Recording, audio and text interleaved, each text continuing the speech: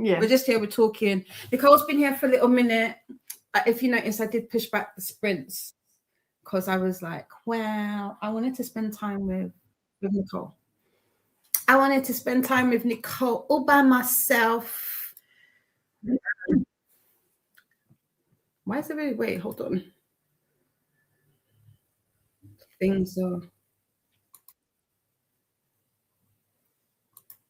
Stuff is happening behind. Confused.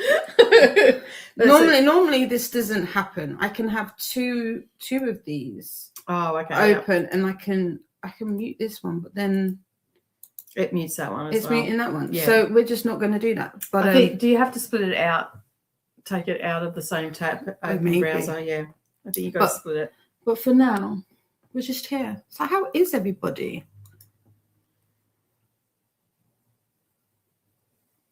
Oh, so we're being, because I was going to say, because it jumped. It was like 0 for ages. Yeah, and then that's not, it does that to me sometimes. I'll come in and I'll say, no one's there. It's like YouTube's taking a little while to catch up. Yeah, and that's there. Yeah. But yeah, we've got a look. She's touching me. Oh my goodness. I got a good grab, and I did like a couple pumps. Is Coda awake? You want to tease Coda? Because I got in trouble when I was at pause because I got the message. You did. I'm like, shit. I've just remembered. Sorry, Coda. To be fair, it's like 7 o'clock for him. AM? Yeah, something like that. Okay. Because then he's 7. I think Coda's 7 hours behind me. But yeah. So as you can hear, Dee Dee's in the background, and I'm with Dee Dee, and I'm on screen. Hey, Daddy. How you doing? What's going on? You sleeping? Wake up. So we're doing our thing. So yeah, we're gonna be here for a little bit. Nicole will be leaving shortly though, so she's not gonna be here for the whole of sprints. But you know, I wanted to keep Nicole. I'm not even gonna lie. I wanted to keep Nicole to myself and for myself, and we've been just talking. We've been just prattling on. Yeah. We've been talking shit. We've been talking about all of you. We've been saying about all the people that we do like, all the ones that we don't like, all the ones that. No, I'm joking. We haven't. Maybe just a little bit. Yeah. Ones that we want to see more of. No, but yes. All right, Coda. I have rung you and you're not answering your phone. So consider yourself addressed that I am on TD's screens right now and you're not answering. Yeah. So So we have now video proof. Yeah. Can't get in trouble. What are you reading? Actually, I haven't even asked you. What are you reading? What am I reading? Oh, I'm reading so much stuff at the moment. So there's some books that I can't talk about because they're for the BookTube prize. Okay. So I'm actually a judge for the BookTube prize this year. One of the judges. There's many of us. So I am in the process of reading some books for that. Luckily on my list there's 2 that I'd already read, so I only have to read 4 by the end of March. I'm also reading White Nights by Dostoevsky. Yeah, that dude. Dostoevsky. Yeah, and I'm also reading an arc called Change of Pace, I think it's called, by, let me just pull it up. I think it's by S.J. or J.A. maybe. Stevens. It's a new Australian author. Okay. Debut. Yeah, their debut novel. They're writing in the LGBT category. And this one is called Change of Pace by J.A. Stevens. It comes out on the 23rd of this month. It's by Echo Publishing. That's a pretty cover. And it's all right so far. I think I'm about 30% of the way through. I'm just slowly reading it with my eyeballs. It was an arc that came in when I had left. I've been getting video openings of the arcs and books that have been coming in the mail from Nerily. She gets on stage, right, we're here today. We're going to open up this. I love it. And I type back, you're a fucking smart ass. But it's very much Nerily style. I'm just going to mimic Mum. I love it. And I'm also reading Calabasas. I was supposed to read it with Savannah. Savannah forgot to tell me that she was listening to it on the trains. as we were traveling around. And so she has finished, and we have not done a video for it because I was going to do that. But I'm at about 85% of Calabasas. Have you read Dante's Inferno? Yes, I did. I read that in January. Okay. So do you think that's helped with? No, not really. Really? It has, I guess, in a little way, because I understand what the levels of hell are and all that sort of stuff. I guess I know that now, whereas I probably would, which I already knew that information anyway, because obviously, because of the different books that I've read, have obviously had bits and pieces in it, because I sort of related to Dante's Inferno, okay, because that's not sort of a genre that I normally would read, where it's poetry. Yeah. So I am not enjoying it as much as I thought I would, but I think it's because I haven't just got into it. It's been broken up. So I'm probably going to reread it. And I was on the hunt here for a signed copy. I can confirm that I have a signed copy. Did you get it from Waterstones, or did you get it from no, I got it from Topping and Company. I don't know that company. I think they're in Bath, Edinburgh. I hope you didn't pay over. Did you pay, what did you pay for it? Just cover. Oh, okay. Yeah, just cover. Yeah. It was just cover costs. I wouldn't have paid over it. But we were in Topping and Company, and most of their books that they have in there are always first editions. And so that bit like Goldsboro. I think so. And they were signed. Like, there's a lot in there. And they were looking in their cabinet. They got a cabinet in Edinburgh that we were looking at. And it had first editions of everything, even stuff that has just come out, and the price tag on them, I'm like Savannah, we've got a gold line just in that book that I got. Well, that was one of these. So I have 3 sprayed edges of alchemized. 2 of them are just normal, the Waterstones one, and I think one of them is signed. And I'm tempted.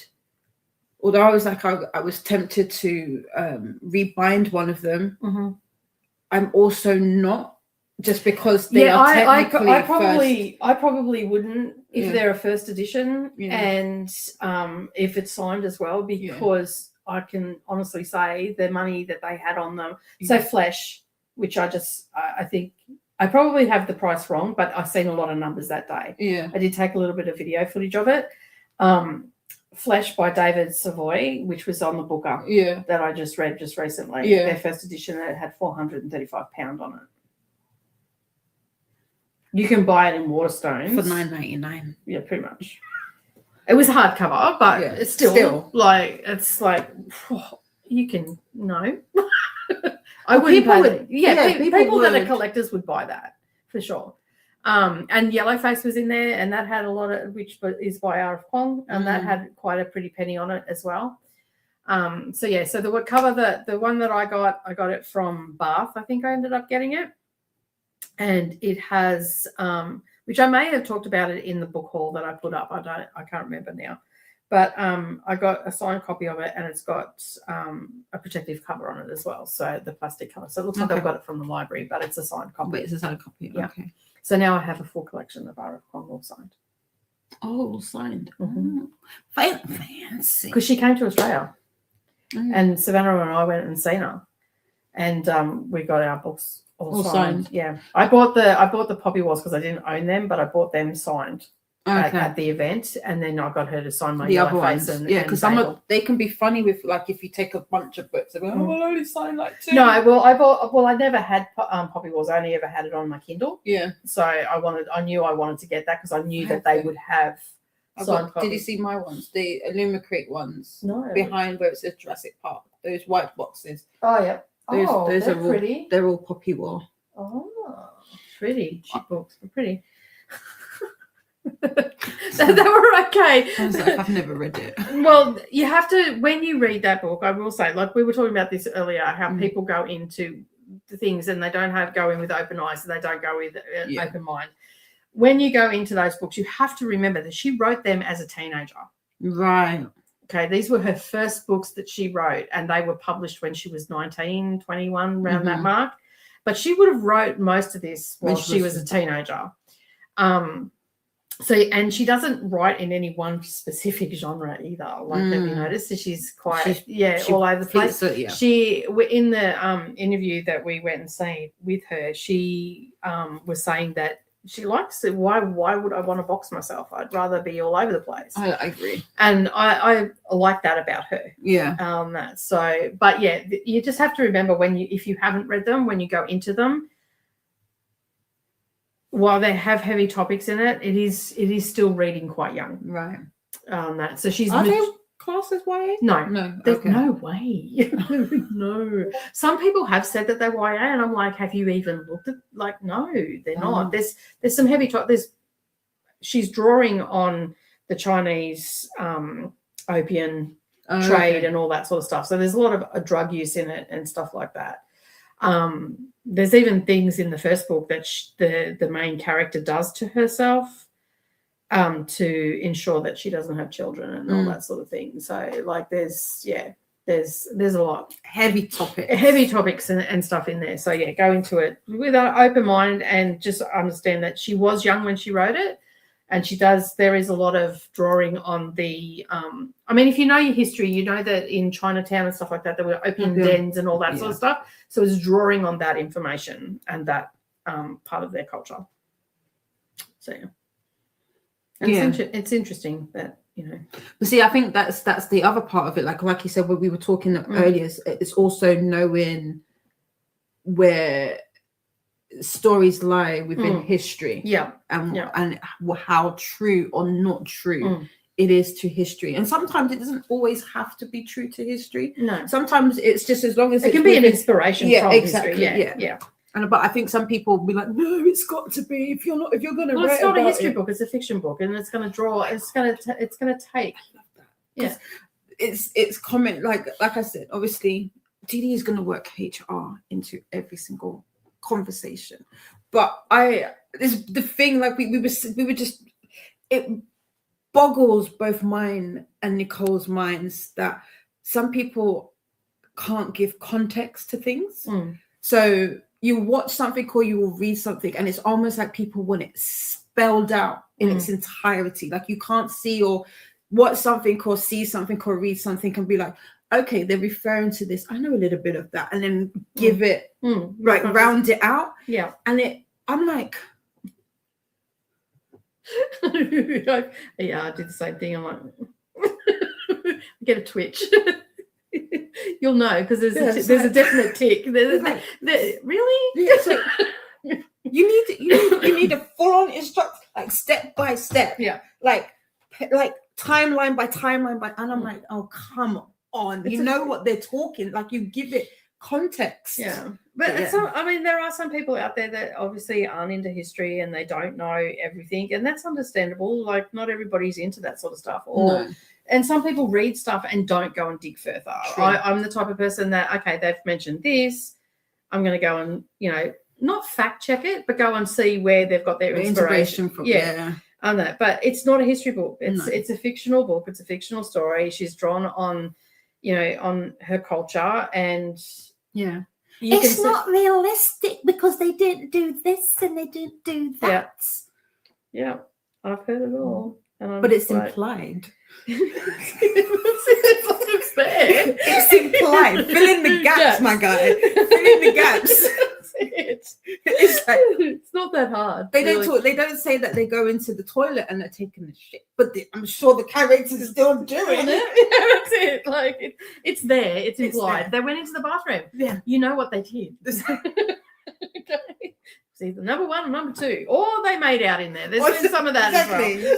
But I find it just like sometimes like you'll see people and they'll have like these discussions about books, or like even judges or what it, like they'll review, and you're like, so you didn't like it because of something you could have given context yourself.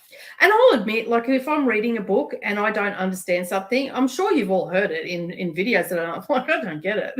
Like, I don't know what's going on, but I'm not getting it, like, and even Chris and I have had conversations. I'm like, I don't think I'm that bright. This book really made me feel dumb, but I'll go and sort of investigate a little bit further, and sometimes I still come back and go, I don't understand. I don't get it. Yeah. You know, because I haven't lived the experience. So, you know, like that's also comes down to it. And I think Coda and I have also had a conversation about, like, as older readers, we're bringing more to the book when we go into a book because we've got that lived experience, you know, 100%. Like there's more chance that you've gone through something or been, so you can see something or you know someone that's gone through it. So then you can empathize or is that a word? Yes, it is, right? Empathize with I'm making up words today. but it's true because I can't remember what book it was that I read recently, and the male main character in the book doesn't like Christmas. And the reason he doesn't like Christmas is because it's his birthday. Was the character's name Brendan by any chance? Because that's my husband. He hates Christmas. Look at hates it with Brendan. I mean, it was similar though. But his explanation of it, because my birth, I'm 4th of January, so I'm right at the beginning of the year, and I'm right after New Year's, so I totally got it. And so, but then I was reading some reviews on Goodreads and like, that was he was so self-absorbed. How could you not like Christmas because it was your birthday? And I was, because when I read it, I actually cried. People are cheap. Okay, people are cheap. They go and get you a birthday and a Christmas one year. Hey, I only have a birthday once a year. Buy me a damn present. And I was like, my cousin's birthday was 2 days before Christmas. So I was like, I always turned up with 2 gifts. Here's your birthday present because I didn't see you on your birthday, and here's your Christmas present. Now you can open this morning and have it as your birthday, or we can open them together, or you can do the Christmas one after lunch, after we have our Christmas lunch. And that's what we used to do with the cousin. But I was so shocked because I was like, and being close to New Year, everybody's partied out or still hungover. Like some of my friends are probably still hungover. So where do you want to go? You get all that. So I don't like, that's really one of the reasons why I don't actually like celebrating my birthday either.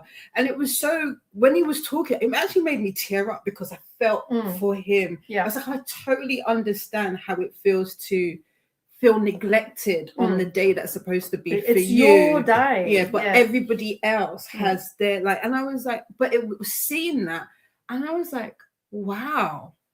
So it's amazing how people perceive some information when they don't have any. Well, they haven't had the lived experience. They haven't had that chance to, or they don't know someone. Or they don't. Or they don't know somebody. Exactly. Right, let's see who we've got in. We had my sister saying sister, and Anna was here saying good morning, faithful.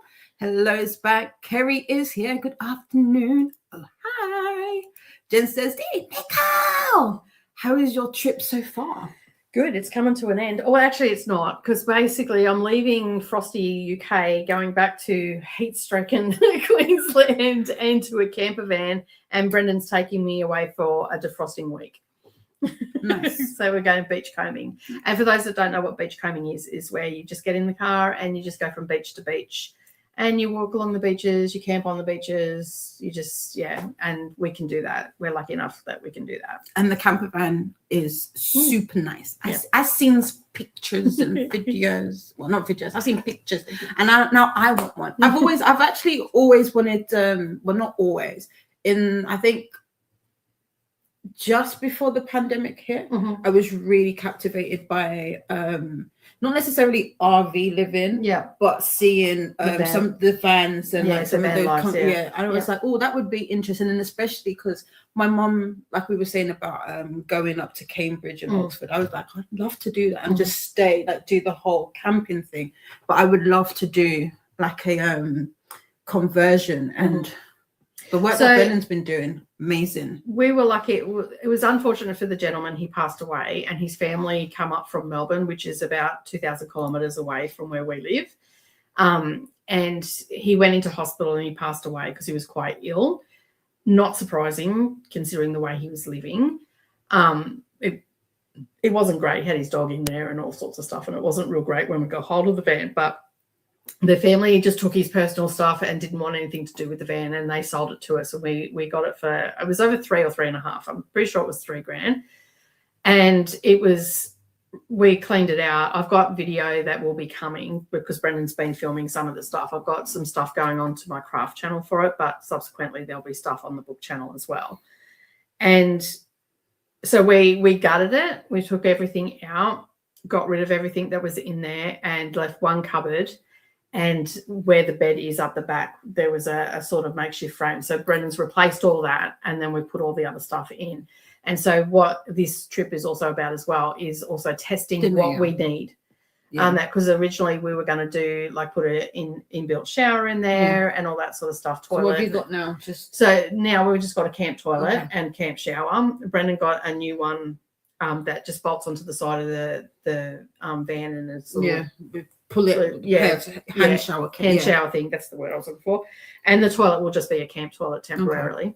Yeah. We've got a fridge in there. We're going to work out what solar we need, all that sort of stuff, because it already has solar on it and it works. So we've had heat waves where we live in Australia, and basically 45-degree heat, 42, all that sort of stuff. So well over 100 Fahrenheit, and but no rain. And it rained the other day, and there was a leak just over the bed. So he hadn't actually put anything in there, the bedding or anything. He put the mattress in, but it still had the plastic cover because he put it in there to store. And he noticed the water. So he's fixed all that. So this will be a test run as much as a camping trip, but it'll be good because we'll know exactly what we need to get. Yeah. And it's the best way to do it. And then we'll have more videos on. Should do like what do they call it? Like a trip around the world, in it. That would be fun. Faithful is saying hello, and Alicia, oh, what a lovely surprise. Beautiful surprise. I mean, I did kind of hint to it yesterday. If you was watching, I sprinkled some breadcrumbs. Christina's here. Hey. Oh, Megan is also here. Hi. Corey says, hello, lovelies. Hello, sweetie. And Nikki is here. Hi, everyone. I'm working on reorganizing my craft closet. Do you want to come to us? And also want to finish my current audiobook, Happy Place by Emily Henry, my yearly romance reading. Oh, well, started it yesterday, so it went by fast. So cool. I say this all the time. I'm super nervous when it comes to Emily Henry. I have a feeling we're going to be oil and water. I've read 2 of Emily Henry's. They're okay. Like, as audiobooks, they're great. Okay. If you're like, there is like, I use those sort of books. There's nothing wrong with contemporary romance. I prefer dark romance. That'll be my first preference every time.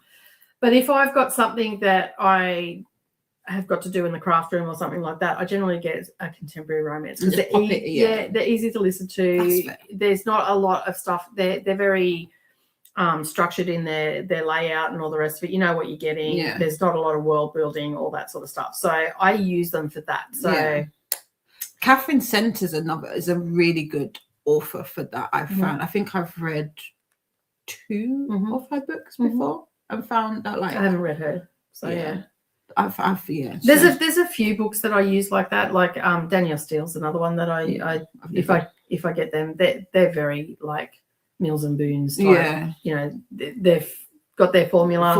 Something happens, they work through it, they rise above it, happy ever after. You know, and I don't have to pay attention to who the characters are because it's pretty much spelt out for you. I do. I must admit, there are, like, I'm trying to think of one recently where I literally said that it's not the. I think it was common. I think it was Game Changer that I said it's Eminem, but if you were to take out that and just have, like, if it was a straight romance, it's bog standard boy meets girl, got crush, do all the things to kind of make it obvious, or, you know, do all the things that you're in the vicinity of that person, go on a first date, and then like you fall hard, communication isn't all the way there. Third act breakup. There you go. We know it. We know the formula. So it's the, like, in terms of it being formulaic, perfect. Like, there is nothing about the book where if you get past the god awful. I know Coda likes it, but that which one's that one? Game Changer. Yeah. So is that the second book? No, it's the first book. Oh, it's the first. Oh no, he did write it. He read it the other way around, but it's actually the first book. Yeah. But it's I think, like, in my review, I literally has said there's nothing like in terms of writing. It's not the best. It is what it is. It is exactly. Yeah. It is what it is. But yeah, God, if I had to rate it on the audiobook alone or the audio, Jesus, the written book, not the audio. I remember sending a message to Livia. I said, Livia, I don't know if I could do this. The change of pace that I'm reading right now, I'm reading with my eyeballs. Yeah. And like a lot of people think I only listen to audiobooks. I do read with my eyeballs quite often. I actually mix the two. Yeah. You do immersive. Yeah. So it basically keeps me focused, especially if I've got a lot of distractions around me, like family sending me messages and all that. Yeah. I can get back into it straight away. Yeah. Whereas if I'm just reading, I'll tend to put the book down. They'll distract me. I won't get back to it for hours and all that sort of stuff. So, but the one I'm reading right now, I haven't had any distractions with it, but they've actually changed the terminology of everything from transgender, non-binary, and all that sort of stuff. I'm finding myself I'm having to flip back to remember, like, and I'm like, really?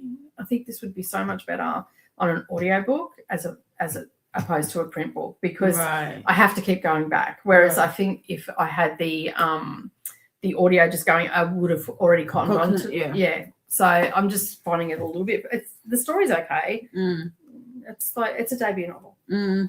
Gets better. Yeah, hopefully gets better. But yeah, Emily Henry, I have quite a few, because I get those when they're like 99p, like the deals, and I'll be like, okay, let me, because so many people like it as well. I was like, let me see. The only one that I know that people have had a huge problem with, of people that I watch that have read it, bearing in mind that they read a lot of literary fiction and stuff, is Happy Place, because they were just horrible people in the story.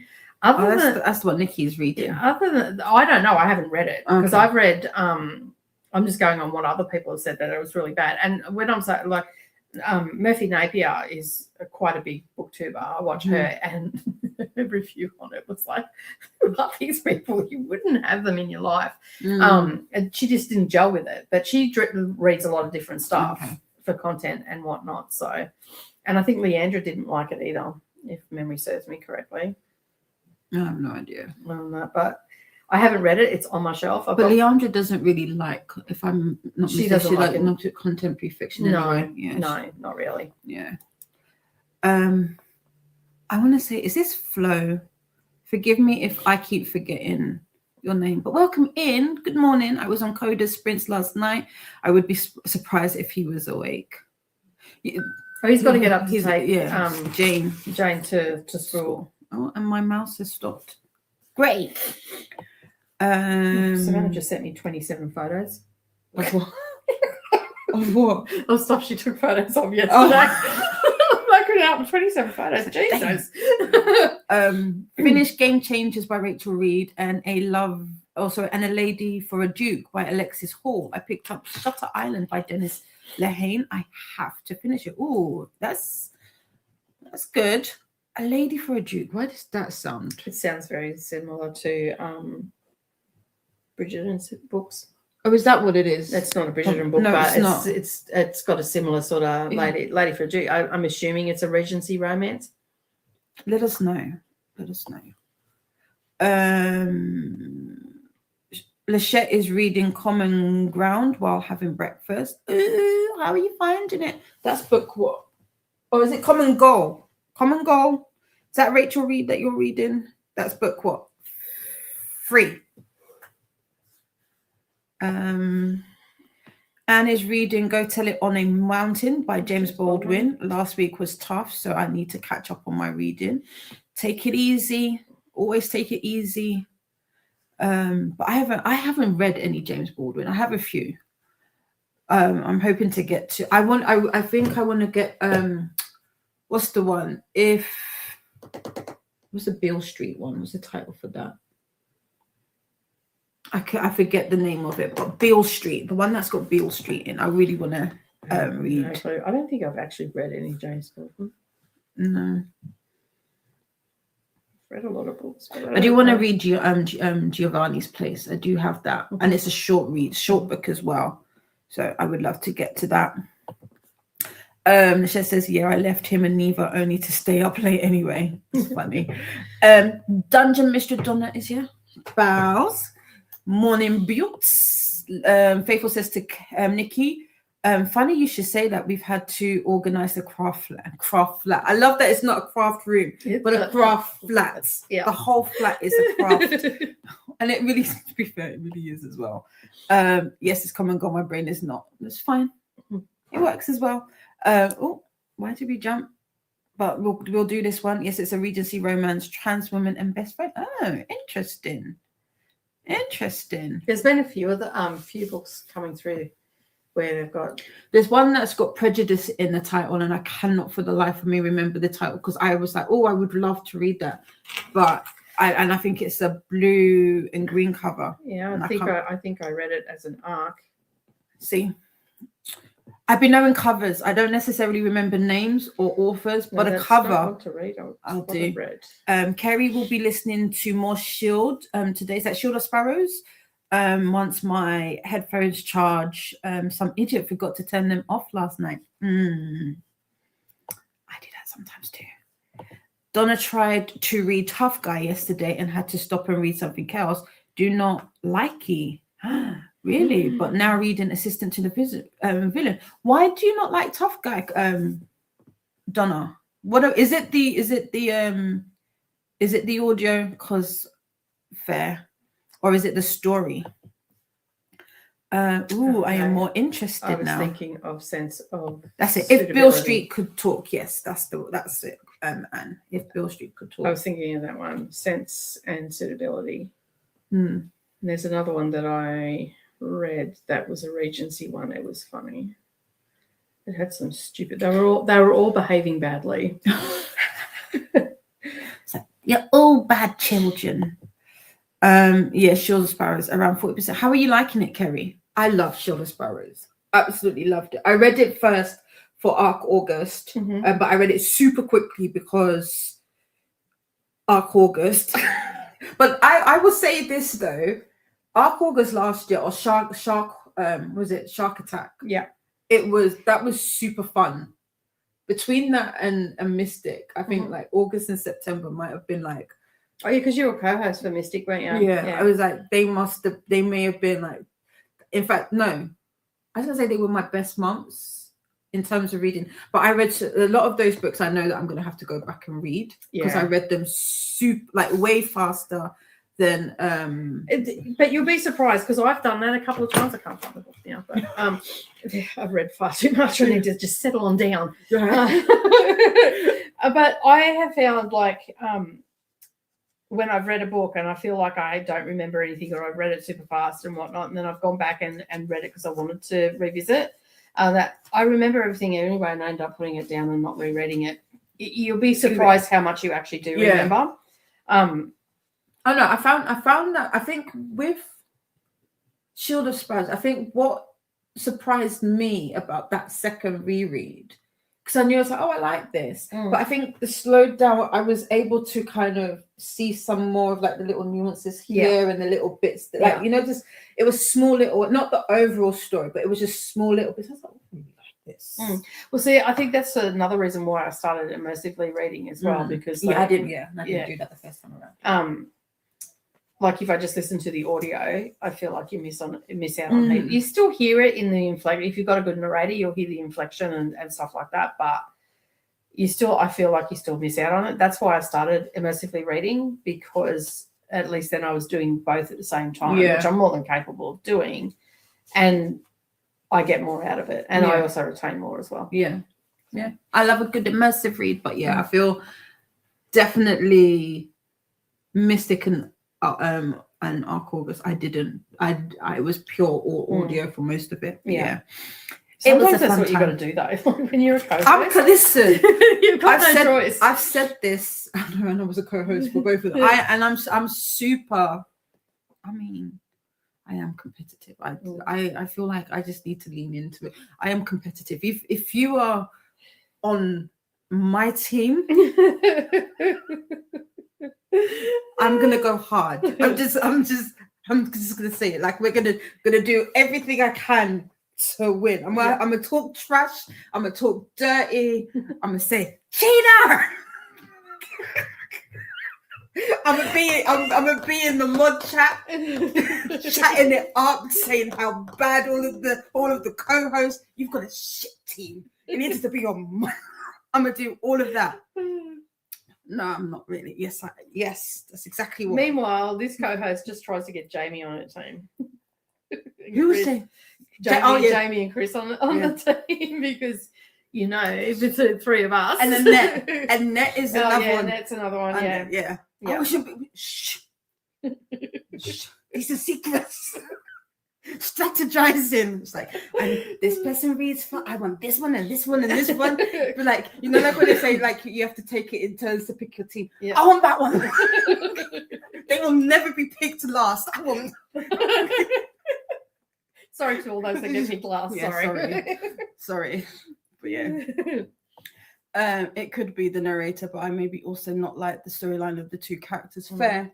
To be honest, Fabian and Ryan's story is not the strongest, but also I did like how Rachel wrote the anxiety in it, and that might be also for you. Might be because I know you have anxiety, so that might be another portion of it.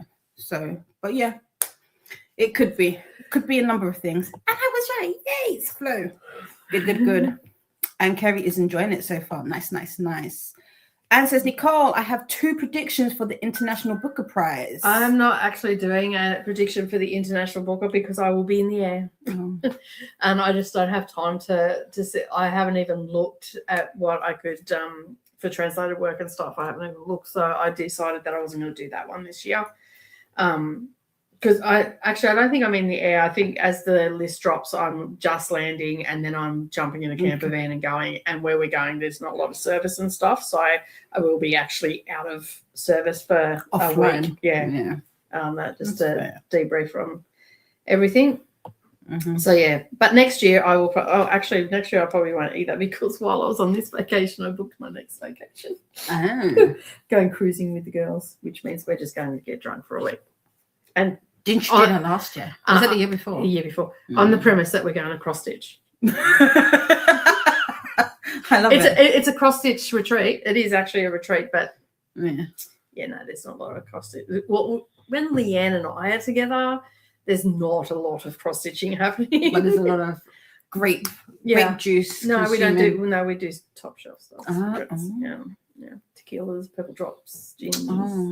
Do that fermented and distilled stuff. Yeah, I like that. Yeah, even a bit of potato. Love it. I love it. Kerry says, I am picking up on things where I just want to scream at them to figure it out already, but that's part of the journey. I guess. Yes. Yeah, it is. There's always a third act breakup. There's always miscommunication, a surprise, something. I can't wait until you find out what the Guardian's name is. All I'm going to say is when I found out what his name was, I said, the hell? Like, when you if the person was across the room and you had an object. I think that was one of the only moments in the book I was like, the fuck was that? And the joke thing is how it's dropped. And then you sit, I feel like I sat there was like. Did you pout? Yeah, I did. I was like, of all the fucking names you could think of. What's this book we're talking about? Shield of Sparrows. Oh, okay. It's a romantasy, but it's a really I good a bit one. Off romantasy because I went hard and read heaps, and I'm like, this is the audio book is Chef's Kiss. It's Savannah. Is it Savannah? I can't remember who the audio narrator is, but she is brilliant. She does pretty much 90% of the audio. I remember listening to it, stopping it, going and looking at who narrates it. I was like, is it Jake? But Jason doesn't, because I think it's Jason Clark. And so I was like, but this doesn't sound like Jason. And then going, like, then you start doing the Google thing. And everyone's like, yeah, no, he only comes in at the end. That's the fuck. She's good. Like, she's really, really good at doing it. And it's not even one like, you know, like you get some, especially some female narrators when they do like the male voice and you're like, please, honey, come on. What are you doing? But she does it, and you can really distinguish between each of all of the characters. That's a good voice actor. Yeah, very much Yeah. so. But yeah, it is definitely part of it. And then Maya says, "Good one." Oh my goodness, guest star. Hi, how are you? It's not an illusion. It's not creepy at all. It's not a split screen. Yeah, listen. I'm a grope Nicole in all the ways possible while she's here. Thanks for the heads up. Yeah. Appreciate it. Just. I mean, I kind of gave you a heads up months ago. Yeah, you did. And that's what I said to Savannah when we were driving. I said, now, just so you know, because she doesn't like to be touched or hugged or anything. Yeah. That little autistic girl that she is. And anyway, like she gets the shits with me because she does the fist bump, and I go Shazam. And she's like, "Mom, stop it!" I'm like, "If you're gonna do fist bump, we're gonna do." Because you remember the cartoon where they had the rings, it was Shazam, and then the whatever it was, come and help them. That's what I do to her. She's just like, "Stop it!" I'm like, "Well, you give me a hug." Bring it in. You know, give me a hug. And every time we do a fist bump, I'm Shazam. Got to do it every single time. So yeah, it's one of those things. But yeah. I did. I copped a feel. I have to cop a feel before. And the first thing she says, she's not going to grab my ass. She's probably not. But if she does, just deal with it. Just roll with it. Roll with it. If she hugs you, oh well. It's not going to hurt you. I like to push my kids out of their comfort zone. I'm notorious for it. Have to. Sometimes you have to. It works sometimes. Well, she wouldn't have going to rain. She would not have gone to. Did you see that? Have you seen like it went super dark? Gotta love the weather. The chat says, "I'm so jealous you get to go home and thaw out, Nicole." Yeah. It just snowed again here, which I guess is good because it's New York. New York. Yeah. I swear, you guys stole all the snow. I didn't get to see snow over here. I've never actually seen snow. Have you not? No. Ever? Ever. Never ever have I ever seen snow. And that's probably about 80% of Australians because it's not known for snow. We do get snow. There was one girl, she says, we get snow on about 5 mountains. She was doing a review on like Australia, traveling around Australia. Because we do get all weathers, but it's only on about 5 mountains. Yeah. Tasmania is one of them. So yeah. I like it. Why would you say that? Screw everything else. I need to get to that point. You're 40% in. Actually, you're nowhere near. You're nowhere near close to it. But yeah, I'm just saying, there's so much that's gonna happen, Kerry, in that book. Your head's gonna be like towards the end. It's gonna be spinning, and I'm sure there's gonna be one like a whole 360. So I'm like, what the f happened there? But I really enjoyed it. I liked it. I liked it a lot. I was surprised at how much that and On Wings of Blood, but Wings of Blood's got some dragons, and I love dragons, but it's the dragons literally coming towards the end, so it's not. So kind of, I was gonna say kind of like Fourth Wing in the sense that like where are the like you're reading it, so where are the dragons? I didn't read it. Have you not? So here's the thing about me and Fourth Wing, as a story, as a book, as an experience, because I read it with my cousin Love. Yeah. And that was what made him, I don't think he was saying he reads books. Now he's got like this app that is, I guess you could say it's kind of like AO3 where they've got individual stories. And so he reads that daily. Yeah. And bearing in mind he wasn't a reader before, like it just warms my heart. I was like, oh, he read it. Oh, all because I gave him a book. So for that, I love the series. Yeah, my mate Leanne loves it, and I'm like, I don't. Every time I think about going to read it, it's like Women's Prize for Season. Yeah. No, it's not a hologram. She's not a hologram. No. And my sister says your stuff is in the map. Yay! She made me some stitch markers yesterday, so I can take those out of my Amazon basket. I love it. Thank you. Nisha is going into a virtual conference shortly. I forgot I have this week. This whole week. Yeah. Okay, there you go. Yeah. It was nice seeing your face again live, Nicole. I'll be back soon. I'll be back in March. And hello, Geeky Witch. Welcome in. I feel like this is the first time I've seen you. So hello, hi. Good morning, all. Just pop it in before I go run errands to boot the like button. Have a lovely Monday. You too. I hope your errands go smoothly. We have made it to the end, at least from what I can see. Oh, do you know what I didn't do? I mean, it's up there, but I didn't set up the timer. Because why would I do that? Why would I be organized and do all of that? I'm still clicking on stuff. First of all, share the bloody thing. that would be helpful. You know. We're not gonna do an hour. Actually, we are, because it's Monday. Mm-hmm. So I only do an hour sprints on Mondays. Mm-hmm. Because we're not here all day. We want to do that, and we want to do that. So we've got an hour on the clock. You're probably not going to be here. I'll stay till. Oh, okay. Yeah. I see. What's the man going to do? She's got no internet, because I've got the internet. No data. So she's got to either navigate the world without. That's way out of her comfort zone. I guarantee you, she's gone down to the cafe downstairs. Call Child Protective Services now. Get right in. You meanie. Like, I told her that when I was at Paula's. I said, "Oh, I'll be back. I'll be back early." And she looked at me. She goes, "Oh, okay. What time?" I said, "Oh, probably around 9 or 10." I got. I rolled in the door at 2 o'clock in the morning.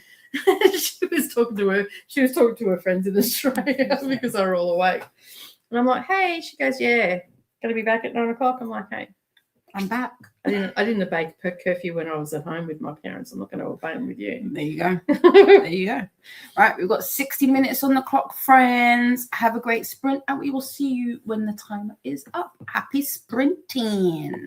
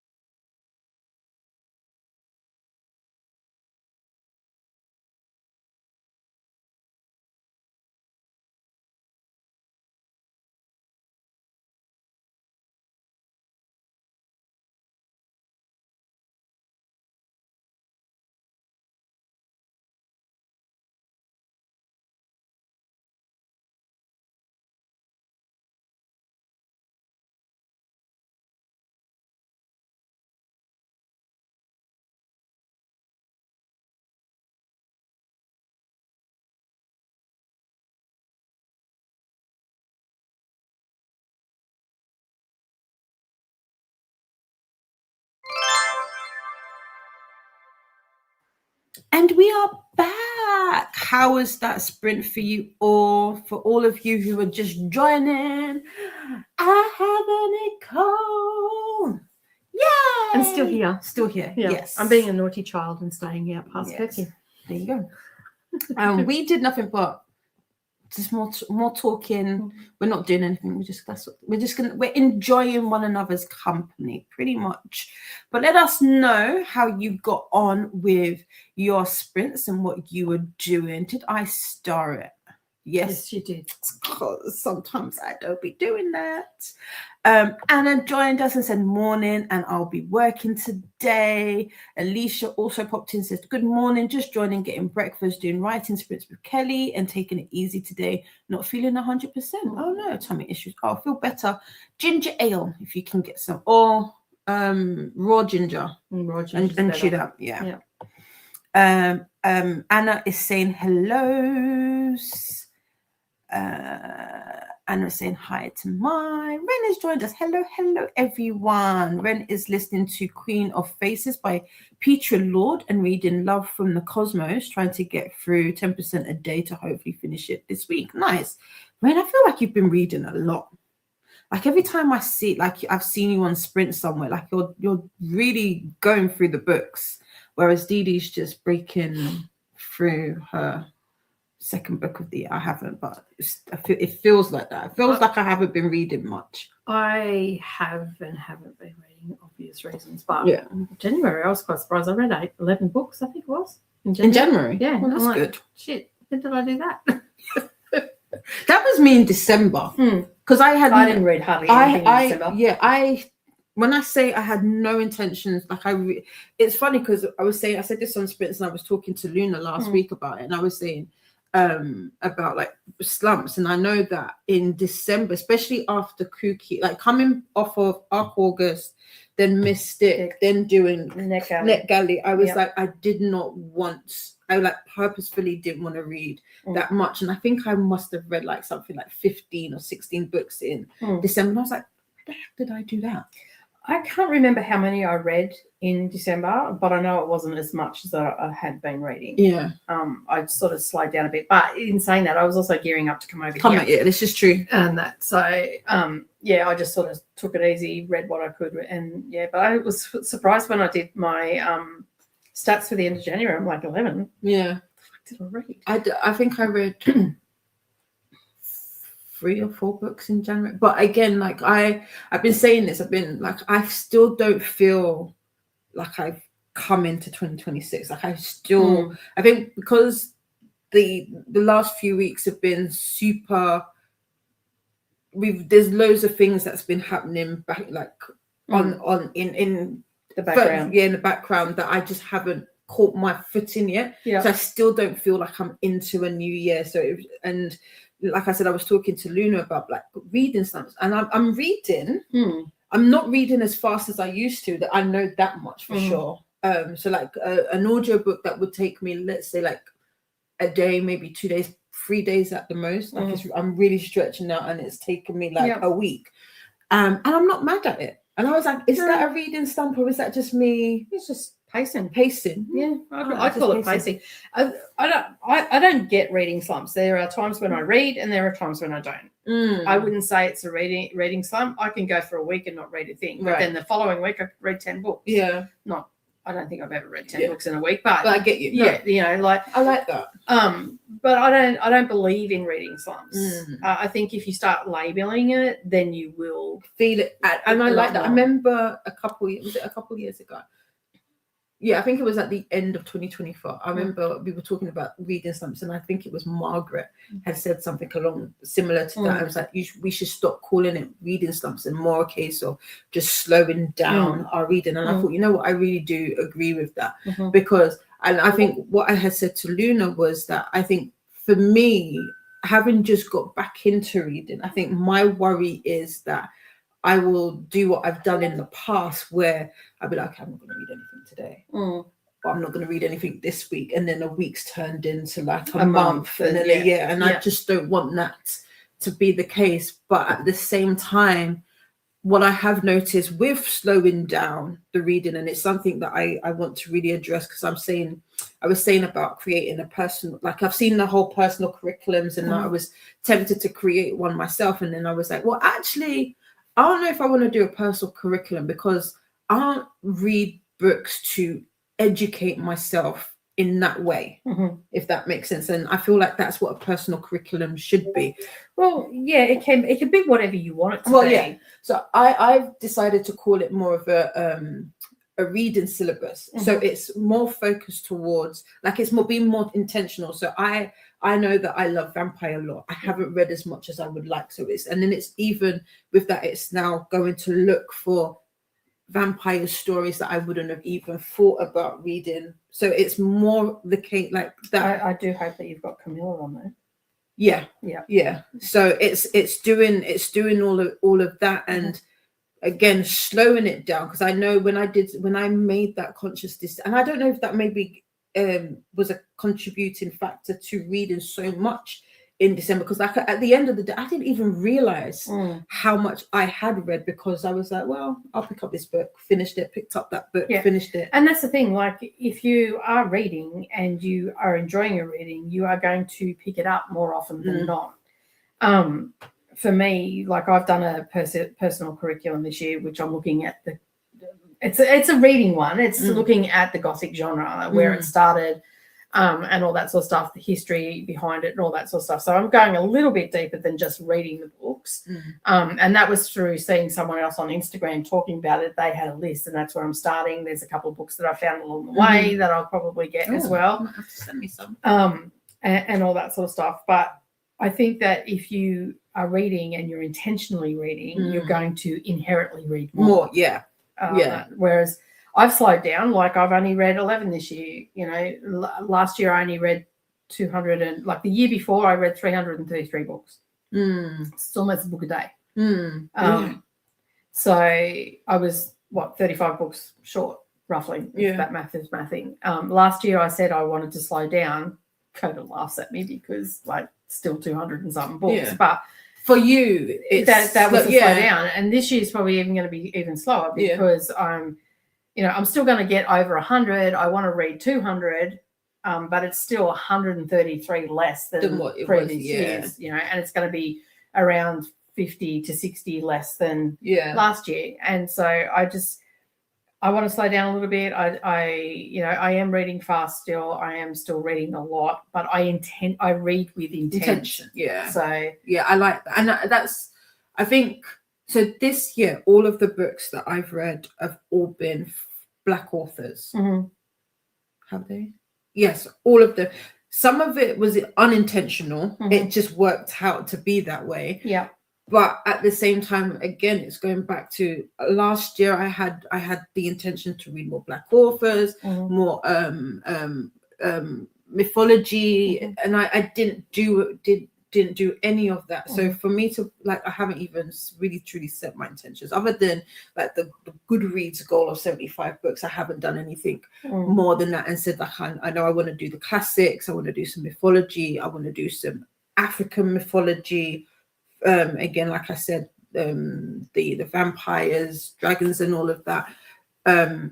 But to have read how many Black authors that I've read, and back to back, and these are not like contemporary.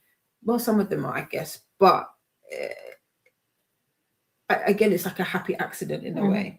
But it is that slower pacing, and then also I want to read more with my eyes. I know last year I relied way heavily on audio, and there's nothing wrong with that, because that was the life I was in. Like sometimes it just calls for that. But definitely this year I wouldn't, because I feel like I haven't annotated as much as I did like in 2023, 2024. And I found when I was annotating, I was really in the stories and capturing them. And then even we were talking about Arc August and Mystic, and saying how I had to go back. I'm having to go back to read some of those books. It's I don't know if I did that with Tar the first time I did it. No, I think I did it similar in terms of I didn't annotate. Tell you what I read in Tar. I didn't do Tar last year. No, neither did I. But I couldn't do what I did the previous year, and I was like, I want to be able to remember things a little bit easier. And like you said, with audiobooks, I have a tendency, even especially because of everything that's been going on recently, I have a tendency to black out. Like I've been rewinding something fierce, and I think that's the other reason why things are taking longer to finish. For me, with an audiobook, if it doesn't keep me awake or hold my attention, then it's not a good audiobook. Because I feel like I've listened to enough audiobooks to know. I agree. What holds my attention and what doesn't. Yeah, I agree. Like there's a couple of books that I'm reading right now that aren't books that I would have necessarily picked. Yeah. Because it's for a prize, a judging panel. They are books that I would have necessarily picked, and I'm struggling for that. I've got them on Speechify because I've got to get them done so quickly. The one, especially the one I'm reading, I actually just don't care. Don't care. And I know if I come in and say that I just don't care, some people are going to get upset about it because, but I don't know. It's a hard one. Like I think if you want to slow down, just slow down. Yeah. If you want to read 500 books in a year, knock your socks off. Yeah. And if you don't want to remember them, don't have to remember them. You don't have to remember everything that you read either. That's another misconception of people, especially if you do audiobooks and you read a lot of books in a month. The first question you generally get is, do you remember it? Do you remember anything? Well, no, I don't remember everything, but do you remember everything? Yeah.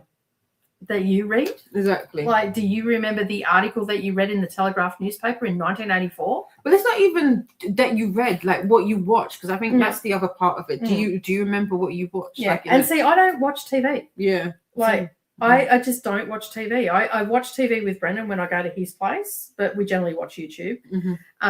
So we're not actually watching TV programs. So there's short snippets of stuff, and we're often talking and stuff like that.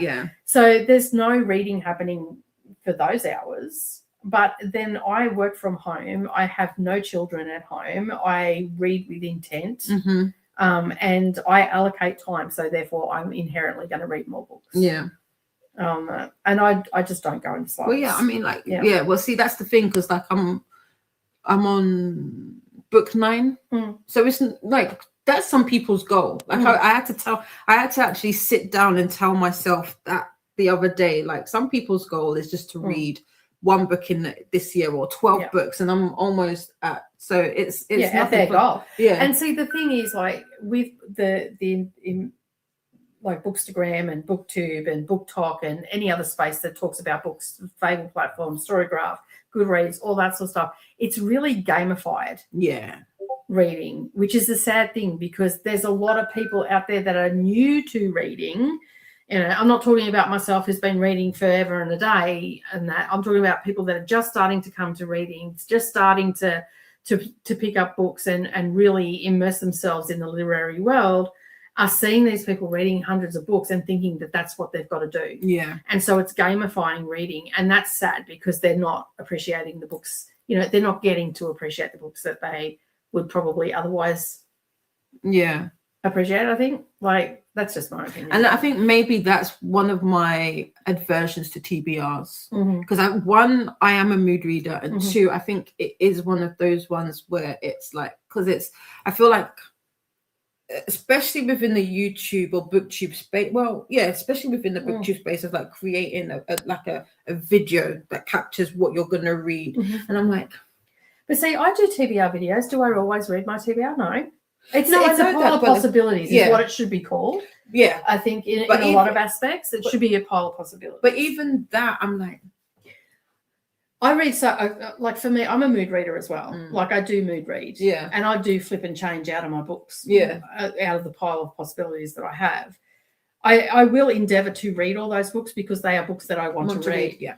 But sometimes I'll get pushed to the next month, or I don't necessarily bring books in. I'd rather push them than bring books into the month. So that's something that I do. Yeah. That works. I see that. Yeah, so I push it. Like, I'm not feeling it right now, so I'll push it to next month. I'll leave it to the end of the month. I'll just push it. Yeah. And move it along. I can't say I never but I don't think it's something that I do that I bring a book in unless I'm finished the books that were on my list. I think the only ever time I had like a TBR, because I remember buying like a little basket, that was because I was doing buddy reads with my neighbor, and then I was doing like book club, and then there'd be other books I'd see people read. I was like, oh, I wouldn't mind reading that as well. Yeah. And so that was I've got 1,200 books. Right? Like, I need to have that. You know how I said when I come to England I wasn't buying any books except I was going to be looking for Calabasas? I have 14 kilos of books, people, that I've got to get back to Australia. Oh, nice. Lucky I brought an extra suitcase when I came. I was about to say you're going to ship it. No, I brought an extra. We can check 2 bags, so. Okay, that's fine. Yeah, it's like, so it'd be like, oh, because to be fair, that's how last year went. In terms of a lot of the books that I read last year, when some of them were on my radar, a lot of them were purely because I had seen other people, and I'm nosy by nature. But I say this, I feel like naturally humans are nosy. Oh, yeah. We're all voyeuristic. Yeah, we want to know what Joe Blow's doing. So I was like, oh, what's that one? And oh, what's that? And some of them as well. It's because I've always said I want to get out of my comfort zone. So especially if I hear people talk about like thrillers or horrors, I'll get like the my Illumicrate box is the horror one, and that's the only reason I get it is purely because it's a genre that I don't typically read. But yeah, just I don't do the I guess I am very, don't tell me what to do. You're not going to pin me down and make me read from this list kind of thing. But I will be better. That's like the Gothic one. I got the list from Culture Dumper on Instagram. Okay, you'll have to send it to me. Because I didn't. Well, no, I kind of had a feeling I liked gritty, airy stories, but I wasn't sure in what kind of format. And then I think I had read. Did you read Hazelthorne?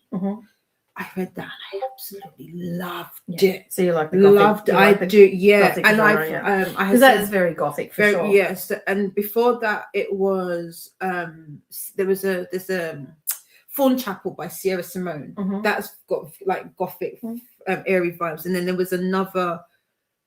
I don't want to say Phantasma and Enchantra, but I feel like Enchantra a little bit more than. It's not quite Gothic. It's got esque. Like it's on the edge. Yeah, on the edge. Yeah. It can. She didn't quite commit to it. No, exactly. And I think that's probably what because with Enchantra a little bit more than Phantasma, and that's probably why I like that, just because you could get it like, ooh, what's going on? I didn't really like Enchantra. I'm not saying it was bad, but I still gave it 4 stars. Yeah, like out of the 2, I preferred Phantasma because I felt like Enchantra was the same book but just different characters. To be honest, in ways I agree. It was a little bit grittier. Yeah, I definitely agree with that. It was definitely a little bit grittier, but it was the same formula. I mean, we were talking about formulas, and it was pretty much the same book. Yeah, because you could definitely say that. But I still enjoyed the books. I'm not saying that they were bad books or anything. So with my curriculum, I don't know if you see my video or not, but I've gone back to the list was starting at 1764. Okay. So I'm reading what they consider the OG of where Gothic literature started, and then I've also along my ways I have found the history of women writing Gothic and all that sort of stuff. So I'm just going to, and Northanger Abbey was one of them. That was what I was supposed to read that in January. I didn't get to it, so I pushed it. I still haven't started it, but I've got my copy. And that, I got the book. Yeah. So yeah, I like that. So yeah, and the time period I'm doing from 1764 to 1824. Yeah. And yeah, so that's why it's the same. Yeah, it's the same. Like. So I like the Gothic. I've now realized, and then again, like I said, so you probably like, if you like Hazelthorne, you probably like Mexican Gothic. That wasn't my favorite book. It was still okay. I have that, yeah. What's the name? Daphne du Maurier and Rebecca. That's quite. I've watched the movie. Yeah, that's quite atmospheric. It can be hard to get into, but I do recommend that if you can read it with your eyeballs. If not, do immersively reading. I've got it. What else would I recommend? Northanger Abbey, most definitely, of Jane Austen's. I mean, even Jane Eyre is a little bit gothic feel to it and whatnot. If you go and watch that, Rebecca, she's studied at Oxford, or she's a professor at Oxford, and she's called Culture _Dumper on Instagram. She wears brown outfits all the time, blonde blouse, sandy blonde hair. She talks about art, Renaissance, all that sort of stuff. But she's got a couple of lists on there where she's talking about God, and she's also got a modern Gothic list on there as well, like the Spanish Gothic. So that's and Mexican, and whatnot. And she's got some really good lists on there, and it's probably a really good place to start. Okay, I'll definitely, you'll get a definite vibe for it. So I'm just trying to think. There's a couple other ones that I'm thinking from like Mexico, Spanish, all that sort of stuff. They're usually really gritty as well. And I feel like that kind of lends itself to why I'm so kind of not obsessed, but my fascination with like vampires and like the whole vampire lore, because I feel like it comes from it's its own sort of thing, but it stems. You can see that it stems from that.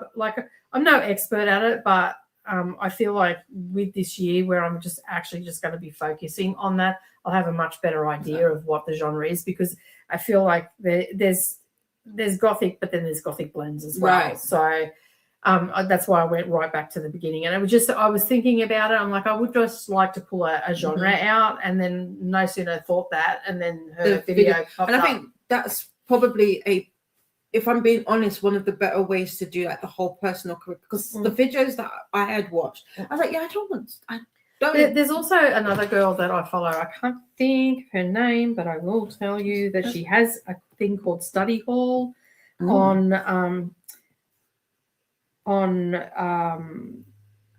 while you look for that, I'm going to go through the comments.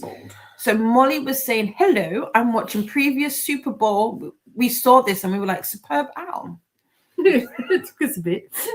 Superb owl. Super Bowl halftime performances instead of doing anything useful. I mean, sometimes taking a little break to just, I was going to say disassociate, but that's not always a good thing. But, just for yourself can work. What performances are you watching? Did you like the Bad Bunny? I liked Bad Bunny. I'm not sure it was the best one out that I've seen, but I really enjoyed it. And I don't even speak Spanish, but I enjoyed it. I loved the message. I think my favorite halftime show has to still be Kendrick's last year. And I am definitely one of those people who loved Rihanna's, because Rihanna is bae. Faithful is saying hello to everybody who joined that sprint. Was going to read but being distracted, so I am crocheting a baby blanket for my newest nephew. And Faithful is saying, what's Super Bowl? Super Bowl.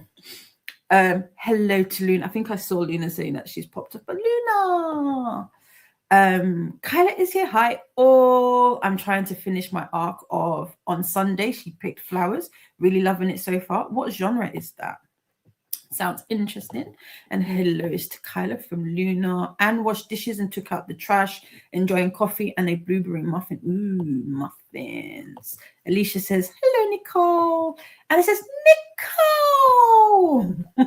Yes, not a hologram, real person. Hi. And Luna says, I wish I was with you too, Dee. Miss you too. And hi to Nicole. Faithful says, feel better soon, Alicia. And Jen says, I'm thankful you chatted for a bit in the beginning, because I got a work project done that I was putting off. To reward myself, I made breakfast and read during the sprint. Got to 50% in the Storyteller. How are you liking the Storyteller, Jen? This keeps popping up for me. I can't remember if it's on KU, but it keeps popping. And I'm like, because it's like 99p, I'm so tempted to get it, but I need to stop doing that.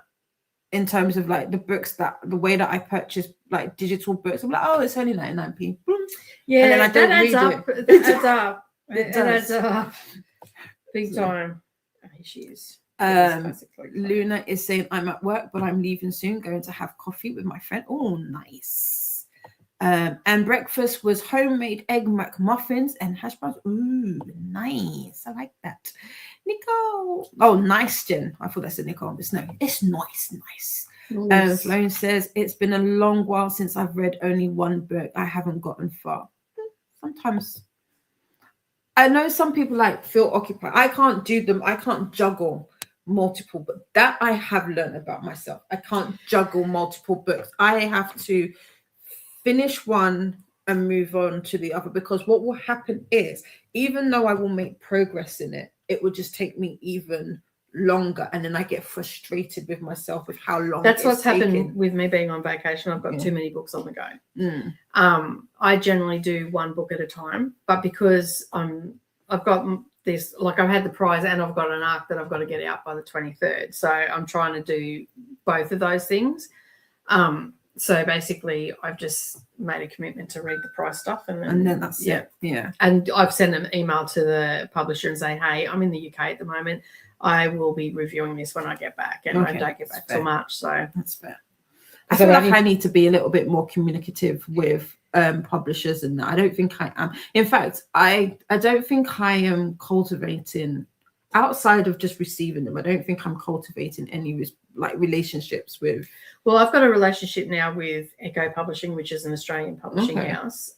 They've been sending me books, actual physical books. So, and I just sent them. I put together like a media pack. Yeah, media pack and or media kit, and so I just put in 4 reviews that I've done in the past, a little bit about myself, all my stats for my channels, all the rest of it, what I read and whatnot. Sent it out, and they responded. It was the first one I sent out, and they responded. Nice. And I've subsequently applied to be someone that receives stuff from Simon & Schuster in Australia, and they accepted it as well. So the same kit. So it was something that I just looked at doing, and I'm like, what's the worst they can say? And that's the thing. I feel like we are so wired to feel like no is such a bad word, or like being told no is so bad, but it's really not. It's one of the, I mean, if you ask a question, it's one of the answers. That started from a author on Instagram, Guy Sigley. He put a post up asking for people if they would like to read his book, and I said, yeah, all right. It sounded like something that I would read. Like I went and read the synopsis. It sounded a little, definitely something that I would read. And I read it, and I absolutely loved his book.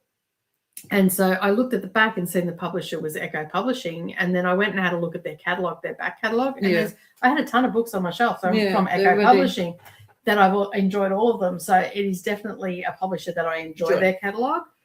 So they published The Tattooist of Auschwitz by Heather Morris, Silver Story by Heather Morris, and a few other books that she's written. Guy Sigley is one, and then they sent me what was his name?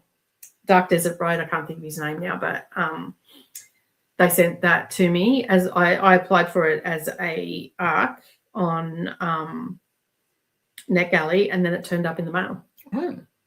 So they approved me there, and it turned up in the mail. So, so I just thought, what have I got to lose? Exactly. So if anybody is feeling like you would want to get into BookTube or reviewing, you know what? Just take the chance. Do it. Kerry is at the 50% mark, and the Guardian is drunk. That's funny. I can't remember. Maybe I can. That is funny. Keep going. Luna is saying hi to Monte Dot, my dear friend, and hi to Jen. Anna loves the idea. I don't remember the idea, Anna. I don't remember it, but I'm glad you liked it. If you could fill us in, that'd be great. Exactly. My accomplished watching some vids and Shannon washing hair. Nice. Hi to Mai from Luna.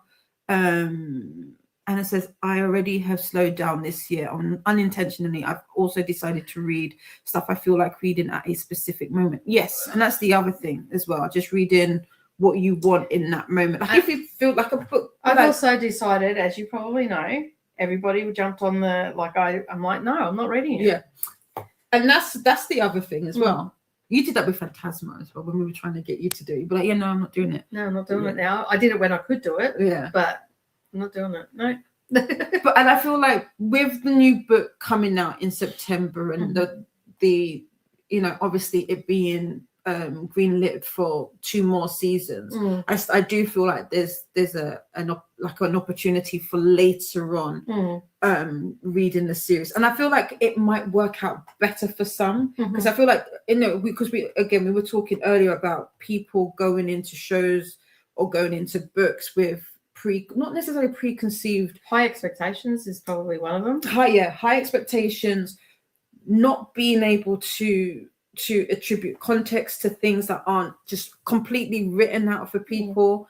And so just reading. I think, like, going back to a lot of people, and it's not everybody, okay, but in my experience with people that I've come across, a lot of people have lost the ability to imagine.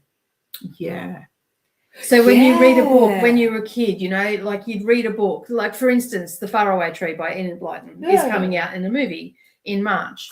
When I read that book as a kid, I sat there and imagined. Not everything was written out on the page for you to understand. Something. You know, we've lost the ability to imagine, to sit there, to daydream, to take ourselves away and fall into the book and go into the world. And it's as adults, we do lose that ability. I think you've hit the nail on the head with that one. I think it really is that lack of emotion. Like I think nowadays, because it's not because I think nowadays everything is so spoon-fed to people that like you know, like that, even when you see something, so for instance, the stairs, okay, you look at stairs. All right, they're just stairs. You walk up them, but then you've got a spiral staircase. How do you walk up a spiral staircase? What's the proper way to walk down it? There's no imagination trying to deconstruct something and put it back together and work out what's the easiest way. Or, you know, you're going to watch your daughter come down the stairs quite quickly if she doesn't walk up them, you know. Like that no one really takes, as you said, everything's spoon-fed to us now. It's instant. It's no critical thinking in some aspects. There's no imagination, and there's no... Like when I go to do something, for instance, in craft, I have already made that and deconstructed it and remade it 400 times before I even started cutting fabric. Yeah, and I know for some, I can't remember what it's not, I use the word condition, but I'm old, that's not truly the word. But I know that there are some people who don't have the ability to see pictures. But are they able to imagine? They would be able to... I feel like that I don't know, because I don't know enough about the condition. I know which one you're talking about, where they don't see the pictures in their head and all that sort of stuff. But can they daydream? Can they, you know, are they able to think about things in a different way, construct it differently? It's like when people say they don't have inner monologues. Yeah. And I'm like, how do you not talk to yourself? Like, sometimes you need an expert's advice. Like, how have you not like had that conversation? It's only a problem if you're doing it out loud. but again, it's that. But I feel like, because we were talking about like empathy and like knowing you believe it, and then when you hear it, be like, oh, I didn't know that wasn't a thing for somebody else, and then be like, oh, well, that makes sense. But other people be so stuck in... That's that epiphany moment where you go, oh, that makes so much more sense right now. But then you've got some people be like, yeah, but why can't you? Why can't you? And so, I definitely... I think with the whole imagination, not being able to see the pictures in your head as you're reading, or even the inner monologue, that would be like a disconnect. Yeah. In a way. Yeah. I definitely be having movies in... I will say, as I've gotten older, I can't see faces clearly all the time.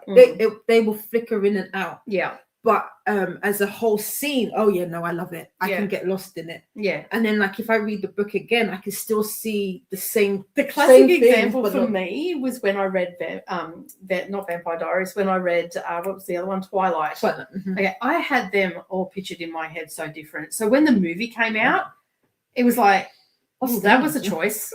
But the thing was, my partner also had the same sort of image in his head of what, because of how they were described in the book and whatnot. And he did audio. My husband only does audio. Yeah. So he's still got that whole imagery happening and everything in his head.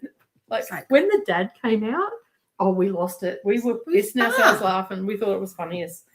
I pictured I pictured the people from Vampire Diaries, how they looked in, the dark hair and, the broodiness and all the rest of it, like all the things that they got right in Vampire Diaries. Book, I think. That's who I sort of pictured for the characters for Twilight. How? Oh, okay. I get you. Oh, I get you. Yeah. So totally different. And then we got that, and I'm like, weird. That's not right. Weird. Luna is saying hi to Anna. Maya saying hi to Luna. Anna is saying hi back. Anne has also unintentionally slowed down. I think there is a lot of unintentional slowing down. I think there's so much going on in the world that's just so fast-paced at the moment we're, as a human race, we're intentionally trying to slow down. I agree. It's too much. I agree. Nightbot would like us to hydrate and do the YouTubey things. Don't forget to make friends with the like button and subscribe if you'd like to take part in the chat. Anna says, I don't watch TV either. We're just considering getting Netflix at home now. Oh, see, there you go. I need to get rid of some of my subscriptions. I don't watch all of them, so they need to go. I got rid of all mine except Prime, and the only reason I kept Prime is because I get free postage. Oh yeah. That's the only reason I kept it. Yeah, pretty much. Luna has to go. Send you lots of love. Thank you. Have a good day. Faithful says my TBR has been abandoned since I introduced her to Jaquel and subsequently all the other authors. Yeah. Sorry, not sorry. Molly Dot wishes they could rename TBR in Storygraph, etc. I mostly add books to it so I don't forget. The same. That's what. So whenever you hear me saying add to cart, that literally is me just adding it to like my to be read cart, because eventually that's, I mean, to me that is what I feel like a TBR really is. It's like to be read at some point. Well, someone I can't remember who it was, but someone asked me why I had so many books at one stage way back when. And I have a lot of books and buy a lot of books because one day I'm going to be retired and I'm not going to have the disposable income that I have now. So it sort of makes sense. And like, I don't buy, Book Talk or Bookstagram books. I get them on my Kindle or whatever. Occasionally I'll have them in the physical. If they were a really good book, I want them on my shelf. I know that Savannah's never going to read them. They're not her type of book, but she's going to inherit them. She can do what she wants with them afterwards. But I do have a lot of books on my shelf that I feel like are not going to date that much. But then I read classics and I can get over the fact that it was written in the 1800s and there's going to be problematic shit in it. So I think for me, because I still am getting over my electricians talking about, oh, well, if you've read it, then get rid of it. Why would I do that? I still don't understand. But I think for you, me, sir, can go out. There's no sense. I think for me, when it comes to purchasing books, and especially if it's books that I have, I mean, if you saw there's a load of ton and then like there's some behind me I haven't read, and I know that I'm not going to read anytime soon. I might not even read them this year, truth be told. But it, like you said, it's the disposable income. 2, books are getting expensive.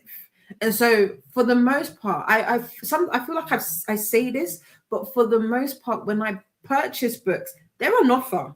I rarely buy books at full price outside of them being special editions, signed copies. If they're not either of those 2, I am not paying full price for them. Yeah, I always go for second hand or something. Yeah, like that. And the only thing I have, I used to purchase books from World of Books, which is international kind of like thrifted second hand and new yes. To be fair, and yes. And the last few times that I have purchased books from that have been stated as new have been not even good at most. And I was getting so frustrated with thinking I'm getting one thing and receiving another. Yeah. That I was like, I'm not gonna deal with that. I'd just rather, because even sometimes buying a brand new book, they can come with their own issues. So I was like, I'm just gonna do that. But saying that, I've picked up books from Vinted before as well. So it's, it is what it is. But yeah, I don't buy books at full price. So if they're there, they're there. If they're not, and sometimes, like Anna said, sometimes it'll be in that moment, be like, actually, I want to read this book, and I've done that before. Like I'll be like, I'm not doing anything. I'm just sat here. Oh, let me read that. I picked this one up, and so there's, so it is what it is. It is what it is. Faithful says, take care, Luna. Molly's giving hearts to Luna. And says, I keep saying that reading is not a contest to see who can read the most books. True. A 600-page classic is counted as one book while someone else reads 4 YA books. Yeah, we talked about this before. Well, that's it. Well. Like a lot of people used to ask me how I read such chunky books. I'm like, well, I just think of them as three books. Yeah.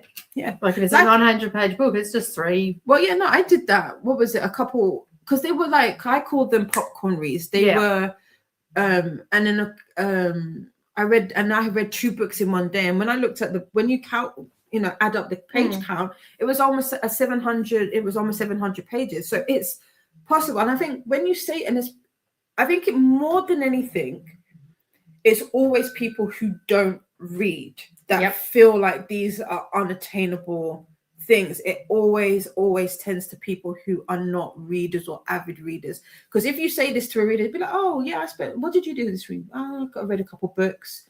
Oh, what books were they? And then that's the conversation. It was you didn't. Yeah. How did you read a couple books this week? Well, I had to start explaining myself because I was reading so I felt like I had to explain myself. I probably didn't, but I felt like it because I was reading so much. But when you take into consideration I'm an empty nester, I do this for a job. Yeah.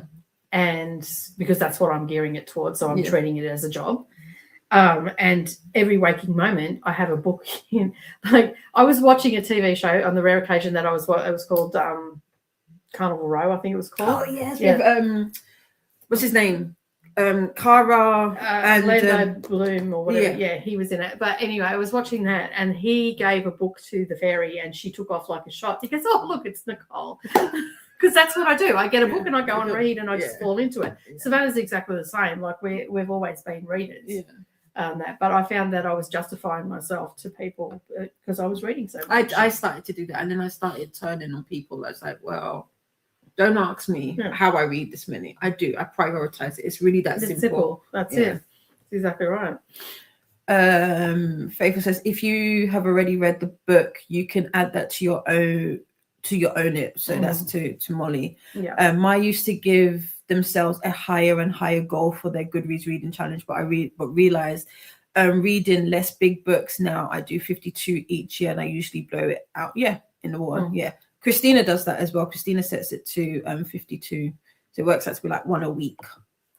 I set it to 52 and then I've hit that by March, so I try to hit it. Make it a bit higher for me, but to be fair, I am reading prize lists as well. So like a couple of years ago, I did two readathons in the month of January. Then I did another one in February, which was Battle of the Girlbands. And then I read 16 books in March. So by the time I had got to the end of March, I'd already read 90 odd books. I remember you saying. And like, I don't recommend that for anybody. Like that was just bloody ludicrous. And so I cut it down by 100 last year, a little under 100, I think. And this year I'm only going for 200. So and my still reads big books. Ren says, oh my god, it's Nicole. Hi Nicole. Hi. And Robin is here. Hi Robin, welcome in. Hellos to Robin. And then Favor says, the way I would have never translated that, Didi, thanks. LOL, Super Bowl. No, because I read it, I was like, that's Super Bowl. And then Nicole read it, it was like, superb performances. I love it. Molly did like Bad Bunny's show. I hadn't listened to him before, but I will now. I couldn't understand him, but have trouble with English songs too. And I believe Puerto Rican pronunciation is very different to European pronunciation I'm used to. In terms of the Spanish, yes, I've heard that too. Do you know what, Molly? I'm so happy you said that because I had said this to somebody. I was like, how many people understood Kendrick's performance last year? And he spoke in English. So I feel like people just use the fact that it's Spanish just to be dicks, basically. Molly Watts, Shakira and J-Lo, Rihanna, Beyonce, Lady Gaga, all fantastic. I'll be honest, I've not seen the Lady Gaga or Beyonce. Any of them. Because I don't watch the Super Bowl. There you go. It's not a thing down in Australia that I'm aware of. No, probably not. It's not really a thing. It's gotten to be a thing here over the last few years. I think probably there is Beyonce. Probably people that do watch it, but not in my universe. Yeah. Ren says, I have also realized that I struggle to juggle multiple books at a time. I try my best not to go over 3 books, and they all have different formats. Yeah. If I was to do it, it would have to be. It has to be different. Yeah. I basically read one book at a time as well. Yeah. I was at one stage juggling all these different books. They were all different genres, and different formats and stuff like that. But that's when it becomes overwhelming to me. And it's not and then you start getting mixed up, regardless of whether they're different genres or whatever. You start thinking this character's in this book, but actually they're over in this book in this fantasy. John met who? I thought he was gay. All right, start again. And Ariella was where?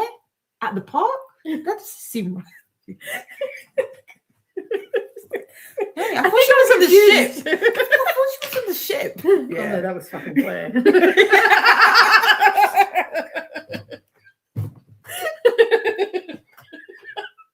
We were talking about Outlander.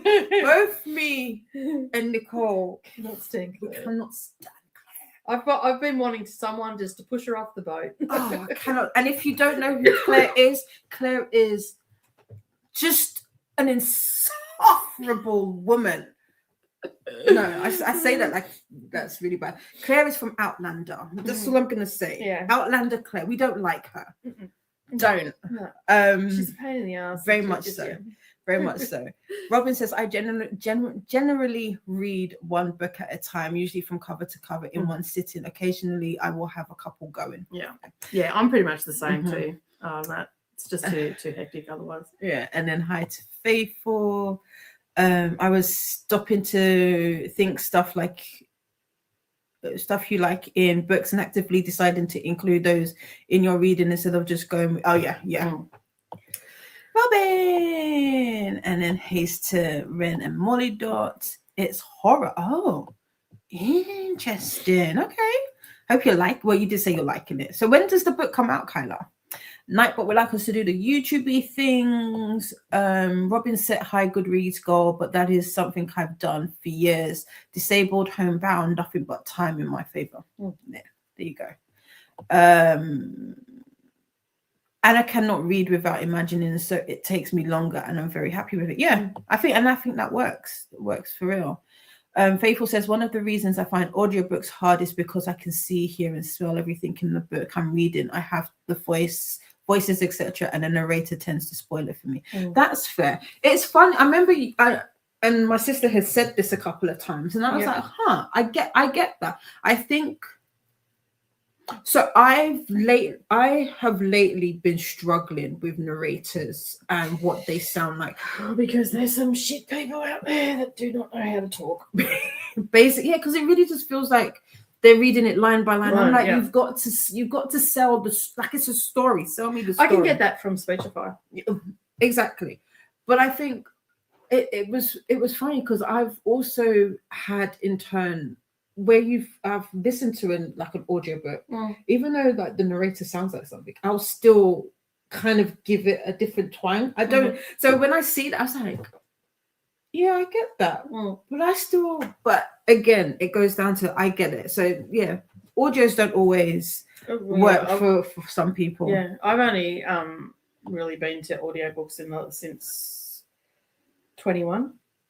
Yeah, 22. Same. No, 22. It'll be 22. Same. Yeah. Me was the end of 23 when I got back into reading because I was like, you couldn't pay me to listen to an audiobook prior to that.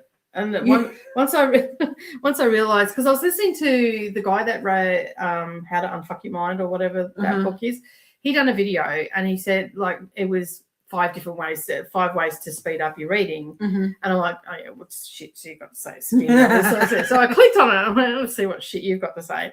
And I'm listening along, doing my thing in the sewing room, and then all I hear was, oh, and you can speed up audiobooks. I'm like, say what now? Yes, I didn't know that either. And I'm like, did I hear that right? Back 30 seconds. Speed up audiobooks. I'm like, oh, shit, picked it up.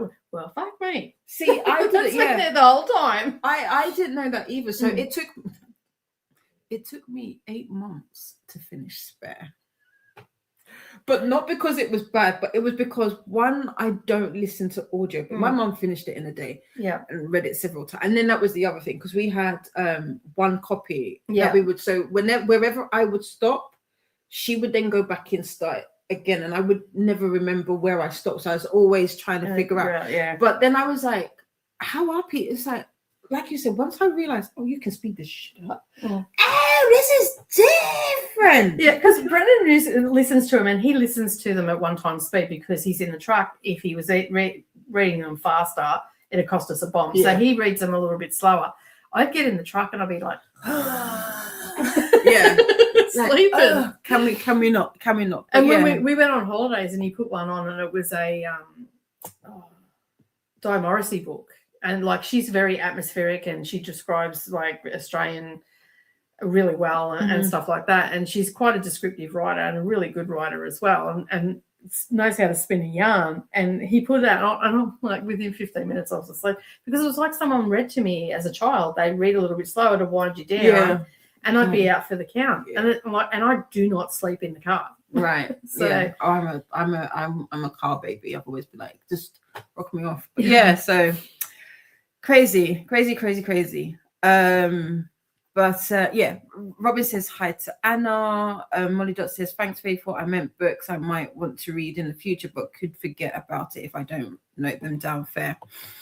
More hellos to Anna and Molly. Anne says to Molly Dot, I have a notebook with just book titles. I like that idea. That's the one.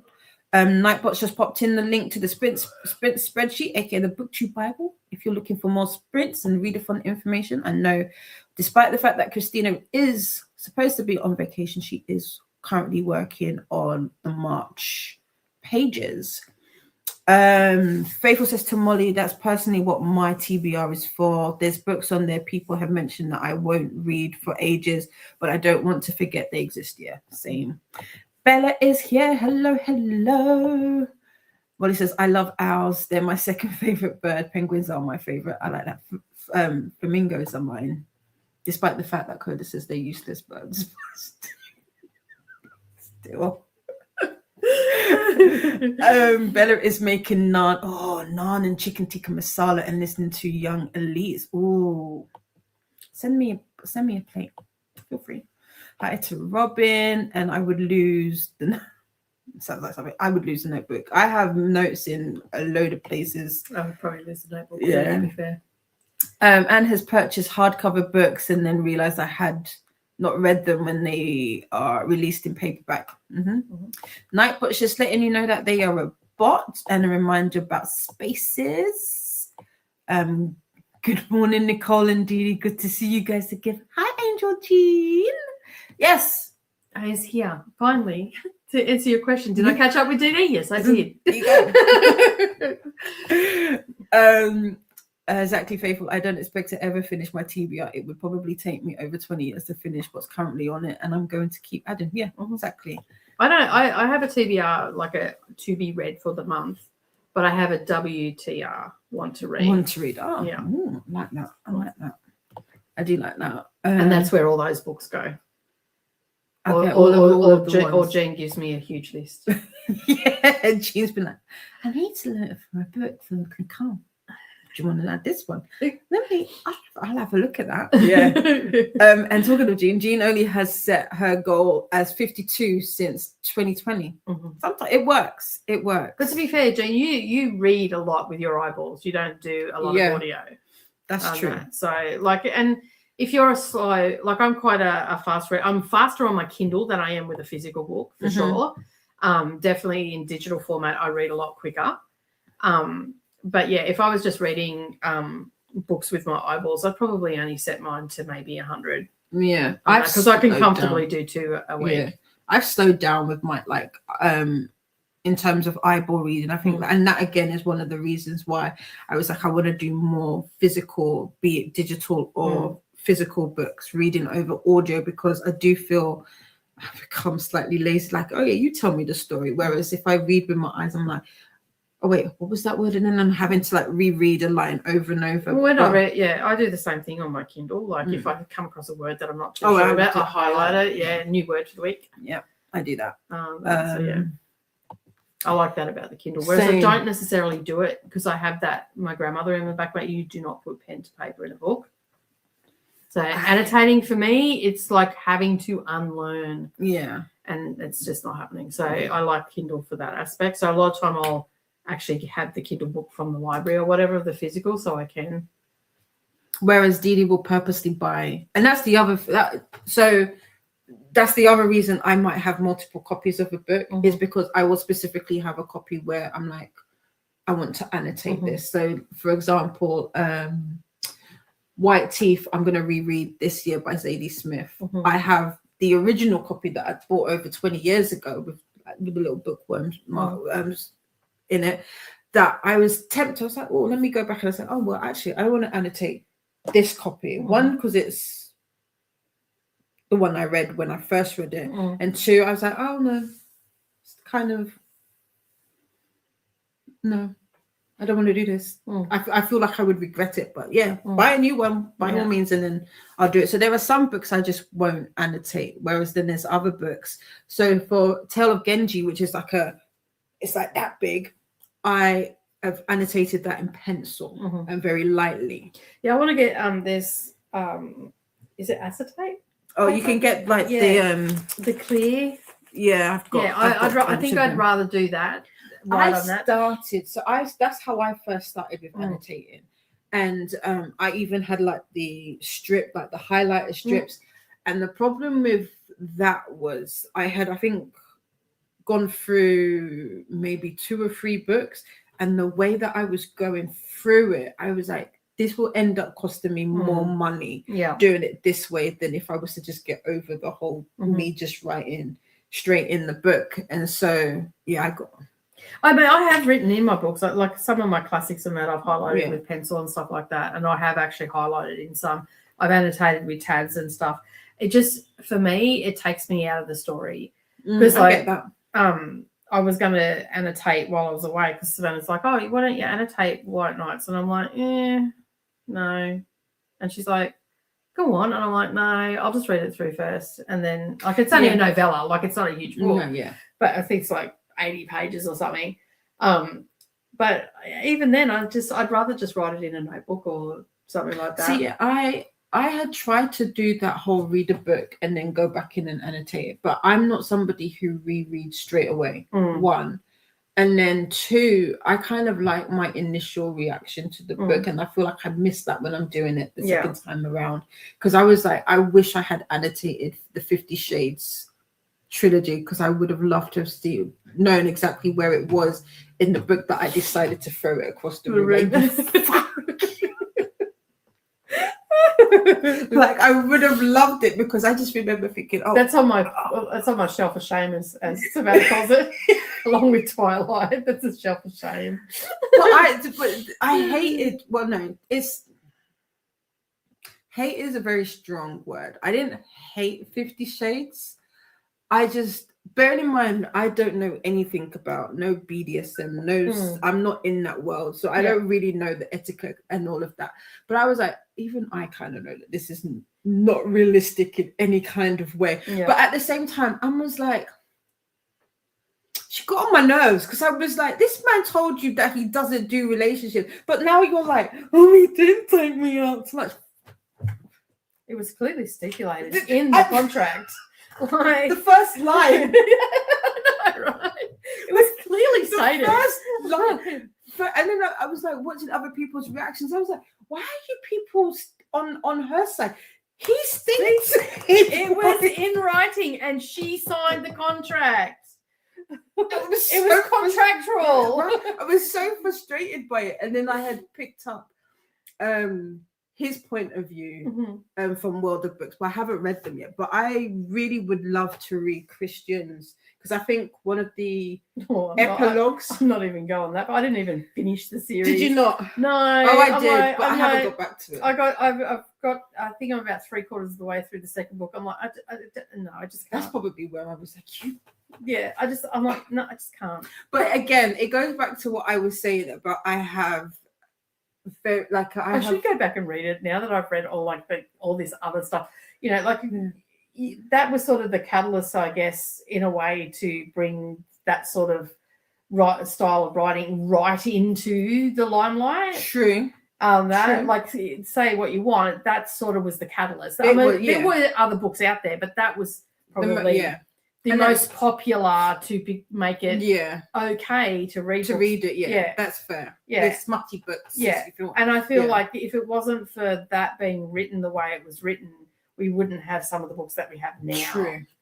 That's true. But I actually probably should go back and reread it and see if I can finish it or not, or whether I get to the same point and go, nah, I'm out. So for me, it does have a special place because it was the series or the books that got me back into reading, like becoming a proper avid. Because I had just had surgery. Yeah. I was watching the Vampire Diaries. I think Damien pissed me off in one of the episodes. I was like, oh, and then an advert for 50 Shades came up, and I was like, oh, I don't want to watch you because I haven't read the books. And then I thought, you know what, Didi, you're not doing anything because you can't really do anything. Let me just might as well read the books. And and I read the 3 books. And again, I was my husband's finished them because I said to him, you should read those. You should read it. Yeah. And I didn't have the audio.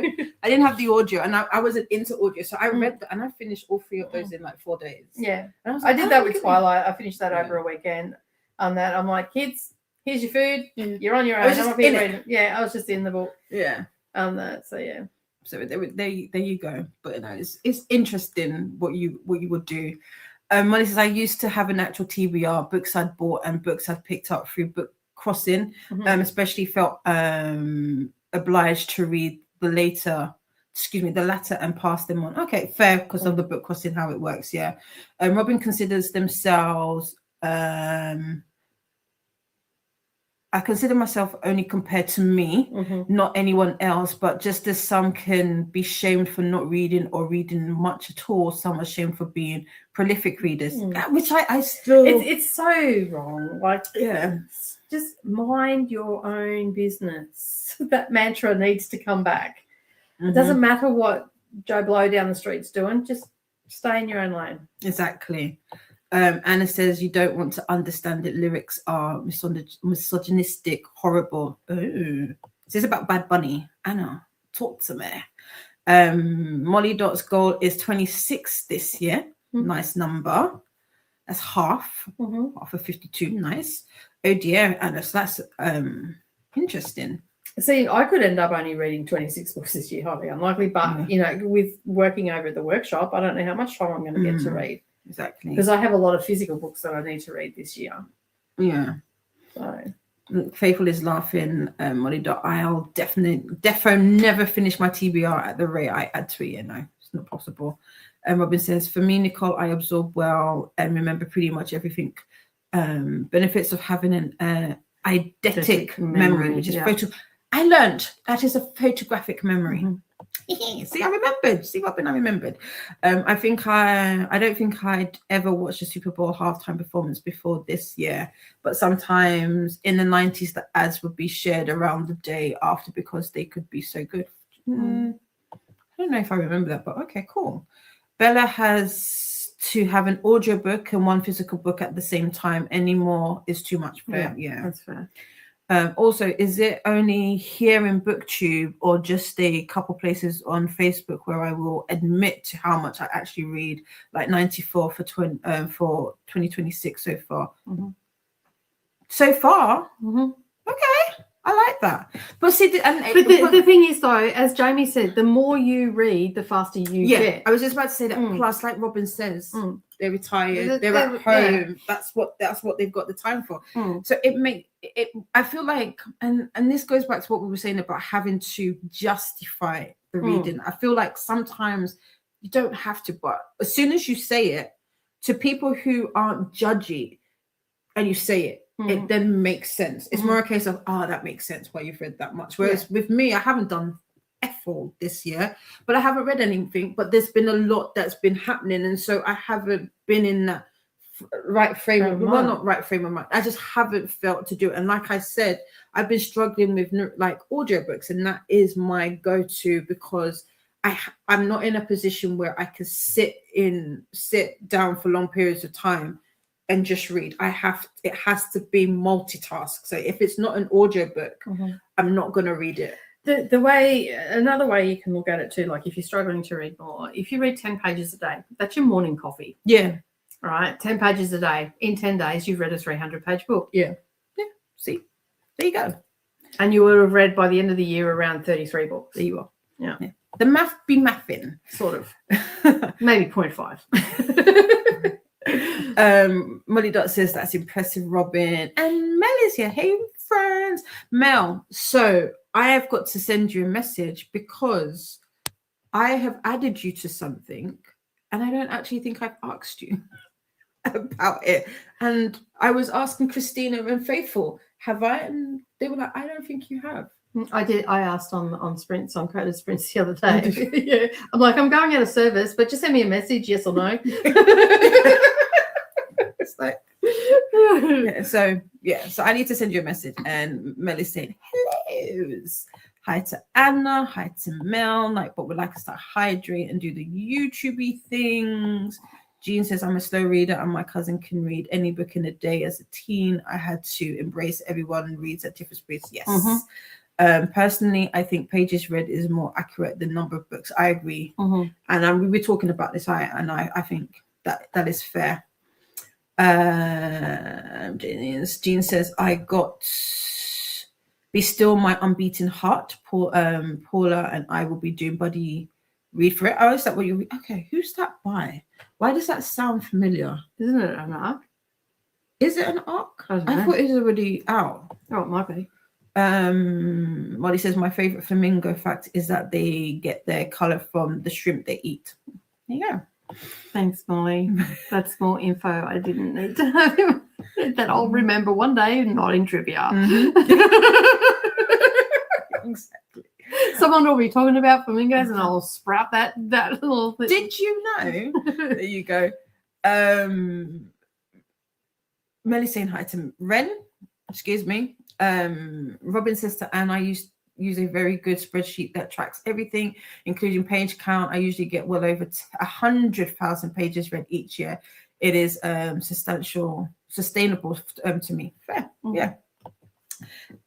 Cool, Molly. Didi, did you show Nicole your impressive? I did. I've not shown it to friends here yet. You're gonna all have to wait until either if I remember on Wednesday, because I have the brain of a sieve or a sieve for a brain, whichever way the saying goes. But that too. But you'll see on Thursday in Crafty Sprints. So if you want to see hint how far I've got with the granny square, you'll have to come to Sprints. You say, I will show you this because I don't think we did this on camera, but I did work on this, and this was just to help with stitching. Yeah, and then I because they didn't teach me how to weave in, so I was like, okay, well, here you go. So I did make that, and then I think I was making everybody's bum itch because I kept was it frogging. The amount of time I'd have Jean and Christina go, but it looks so good, you didn't have to take it apart. And I was like, it's so satisfying, isn't it? Yeah. And Paul was like, but it look. I know purposely then I'd hold it up closer. When I popped in, because I was on the train that day, and I just said I had a little bit of service just briefly, because like on the train it's just so shitty. It goes in and out. And I just seen it, and I didn't even get to comment on that. You had obviously just pulled it out, because I could tell by the comments that you had obviously just pulled it out and you'd started again. And I'm like, go do that. But it's like so with this one, I was going to take it apart and Faith. She literally came on screen. She said, if you take that apart, I am going to get on the next train. Come down, go home again. And I was like, oh. try to unknot it, and I couldn't say, damn it. But if it was 2, I would have been like, that's funny. yeah. But yeah, I have shown her. And says Didi, I have a t-shirt you would love. It is a flamingo standing on one foot. It says, don't make me put my I like it.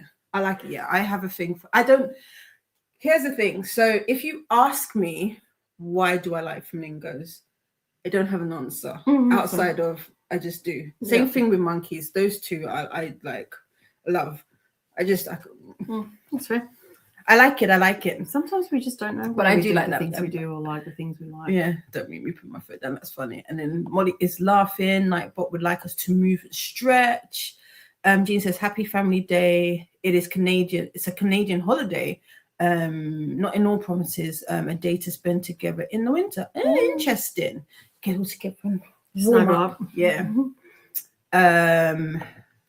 Molly says the see how dark it got. Like the clouds have definitely interesting. The anti-brain rot reading challenge has encouraged me to annotate on first read, though I really only read one short story critically.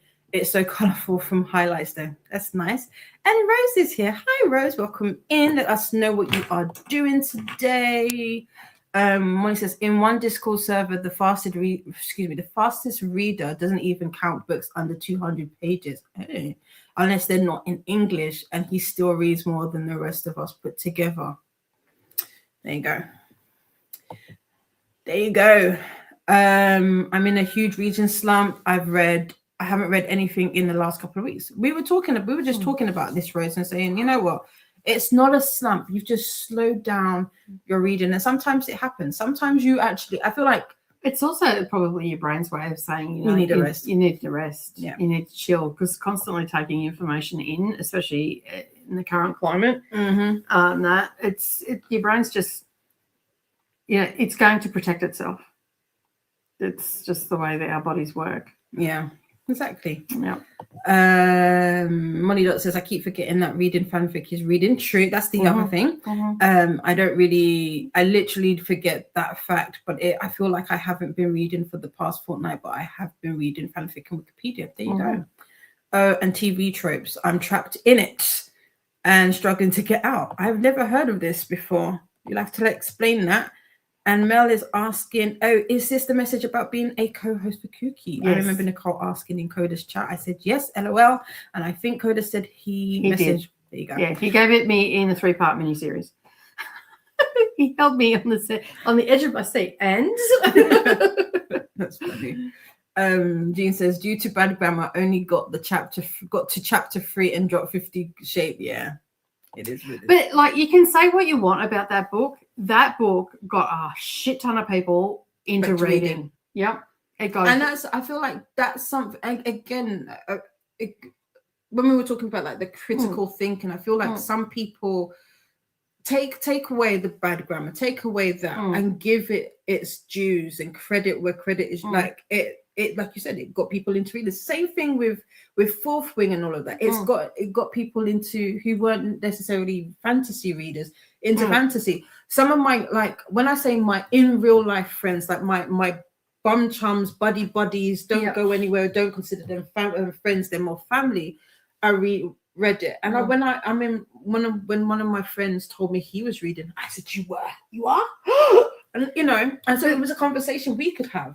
Who's the author? Rebecca, what is it? Yaros. She actually said in an interview that she wrote it to get people that don't like fantasy to read fantasy, and she succeeded. Yeah. So that was her goal to write it, and it worked. It worked. Yeah. And I think not only did they read Fourth Wing, they read the following books. Yeah. So yeah, and 50 Shades of Grey and Twilight, you can say what you want about it. It got a whole.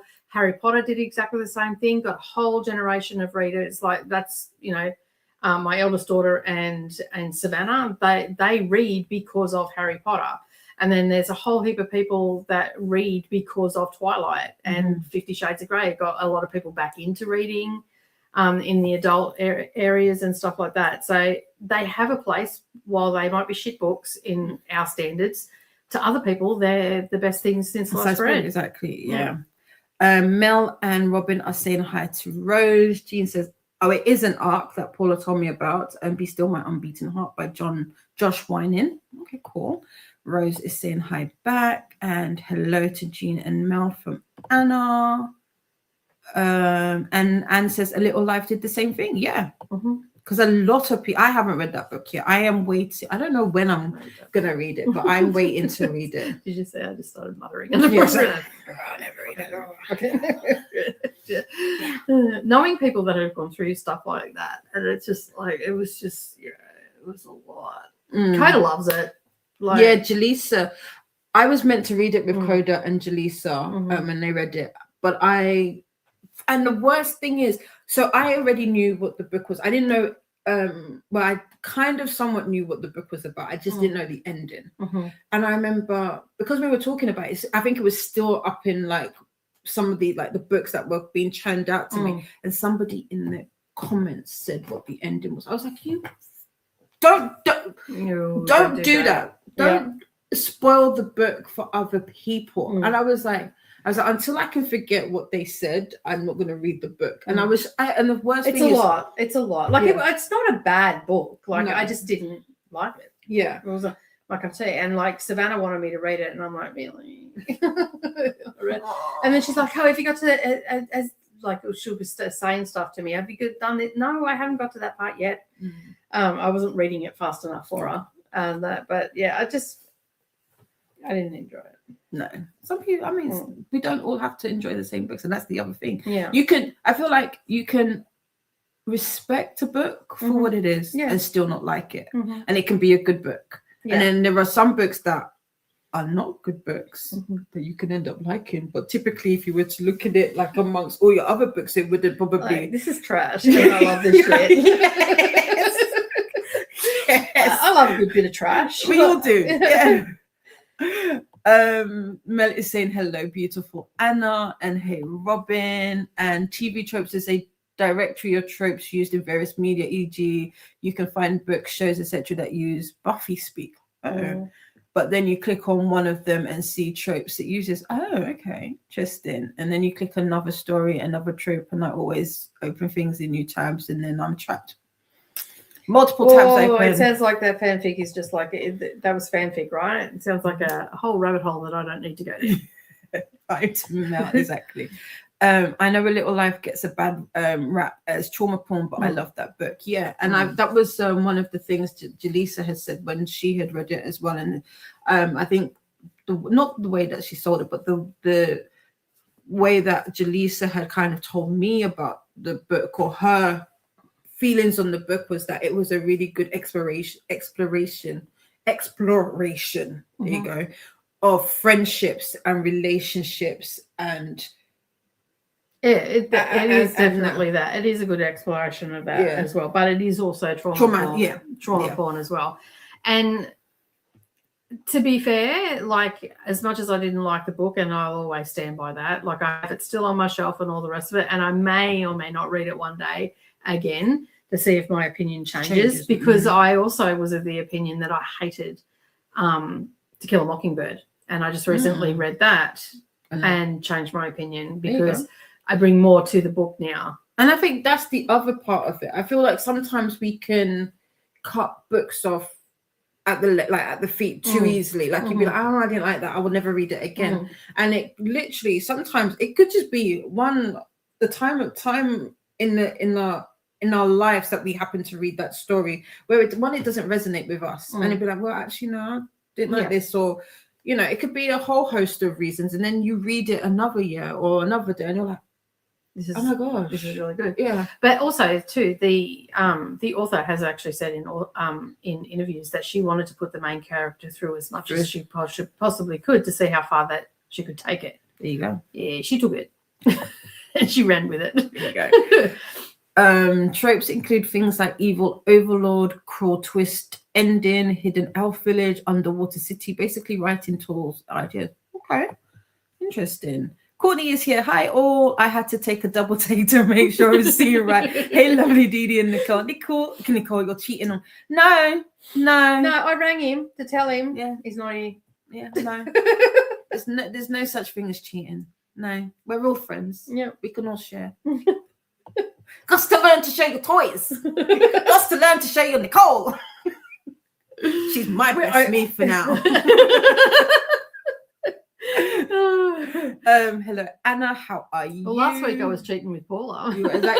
Exactly. Yeah, it's my turn now. Hi to Courtney from Mel, Molly, and Anna, and we have reached the bottom of the comments. We saying goodbye. Yes, we are. I've got to go. Yeah, on that because it's going to be dark. Yeah, because it's definitely. And while I don't care going around in the dark, my daughter might have an atomic meltdown thinking that mummy's got lost on that. But she's starting to learn the ways of her mum. There you go. Mum is the rebellious one. There you go. So yeah. But it's been fun hanging out, and I will be back in March. I fly out on Wednesday at 9:15 p.m. and I arrive home at 10:49 on Friday in Australia. So it's 27 hours plus 2 days. And then I am going away and won't be in touch with anybody for about a week because I'm going away to defrost in England. I'm going beachcombing with Brendan in a camper van. So we're going to go and do that.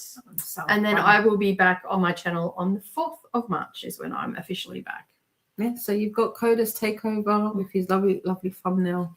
Every time I see it, I crack up. What the fuck is that? And that would be a Coda. That's me. I love it. Yeah. So I'm going to run through these and then we're going to go straight into our next sprint. I'm going to, whatever is on, so whatever that time is there, we're going to keep it at that. I really don't like JD Salinger. My writing teacher is a big fan and he has made us. JD, isn't that Catcher in the Rye? Salinger? I think so. Sounds like it. Yeah. I'm sorry.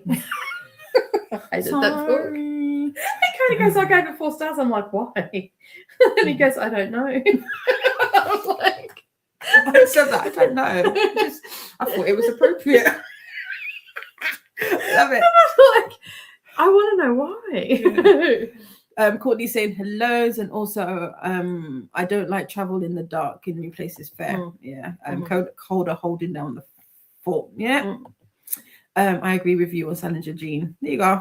Did he write Catcher in the Rye? I think he did. Yeah, I'm pretty sure it is him too.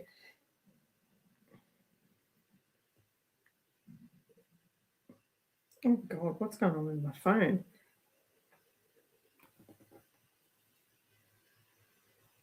Both trying to get to it, Catcher. Yes, we did. There you go. I knew that name.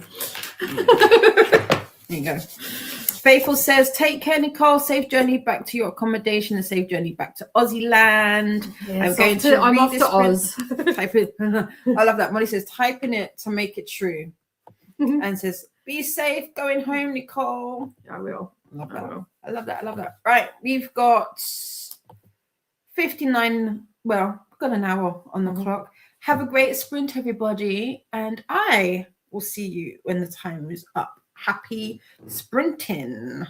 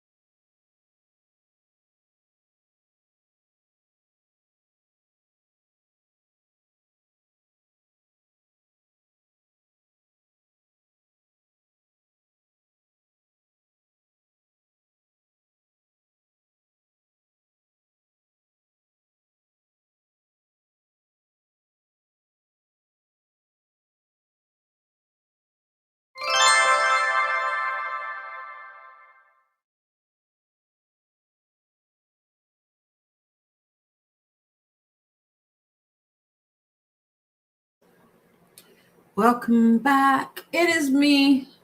I'm by myself. Nicole has left me. Nicole is making it back. It is the weather here in London is not nice. So before the heavens open, Nicole has headed back. But it was lovely. It was lovely spending time with Nicole. I don't know. I feel like the universe has spoilt me. Last week, Monday, I spent it with Luna. Today, I got to spend it with Nicole. I will be seeing Paula Babes soon. Very, very soon. Very soon. Don't know how soon, but very soon. I want to say before the end of the month soon. She doesn't know this yet, but there you go. Speaking of Paula Babes, we will be heading, so we will be finishing just in time to head on over to Paula's sprints today at 7 p.m. I kind of timed it like that on purpose, but I will put a redirect just to make sure that the transition is seamless. But let me know how your sprints went on during that. Obviously, I was saying goodbyes to Nicole. I have started Beauty Guru Hands, another project. I don't have a picture of it. I was going to show you a picture of so I am a frogger. I like to frog stuff. I find that terminology to be so funny. Where did frogging come from? Who came up with that? But I saw somebody make the same, well, a book sleeve very similar, and the way that the technique, or not the technique, the pattern that they followed is slightly different. And I was like, oh, kind of like this. Let me see if I can replicate it. I did buy this yarn. It's very pretty yarn, but it's super soft and it needs a lower, if anything, it needs a smaller hook, which I don't know where all of my hooks are. And this is a 5mm. So I was like, so I'll save this pretty yarn. This is Ferris wheel. This is Ferris wheel by Lion Brand, and the color is Buttercup for anybody that's interested. Because I was going to try and do the book sleeve in this, but one, it needs a smaller hook, I feel, and two, that snags ever so much, and my ability isn't quite there yet. So hence I brought out the navy blue version I'm going to hide my project to this. So that's how much yarn I've got left on the skein for the book sleeve. I'm not showing you until Thursday.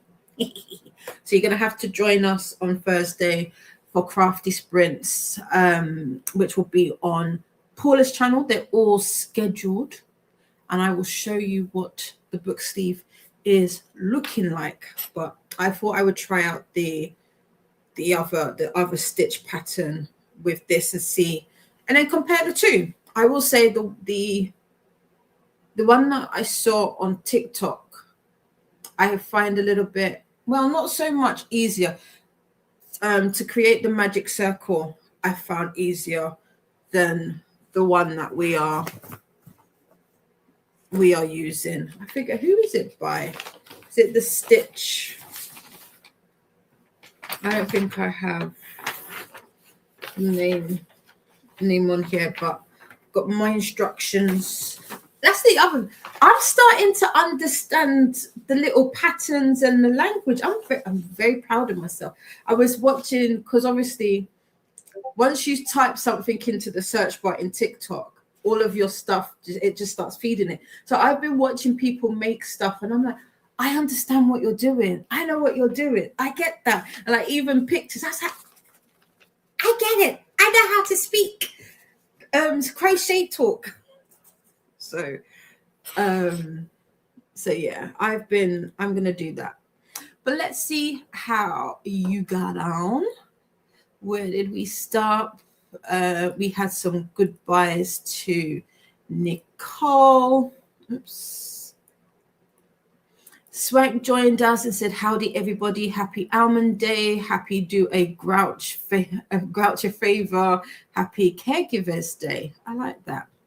And Molly is asking, does anyone know what chewing lock means? I don't know if it's a slang phrase or if lock is a drug or what. I'm not sure if the characters are in Somalia, Kenya, or London. I've not heard of it. So if anybody's heard of it, please help Molly out. When Molly tries to Google it, they get results about lockjaw or locking up stimulants. Interesting. And Kerry is hitting law job. What the moment?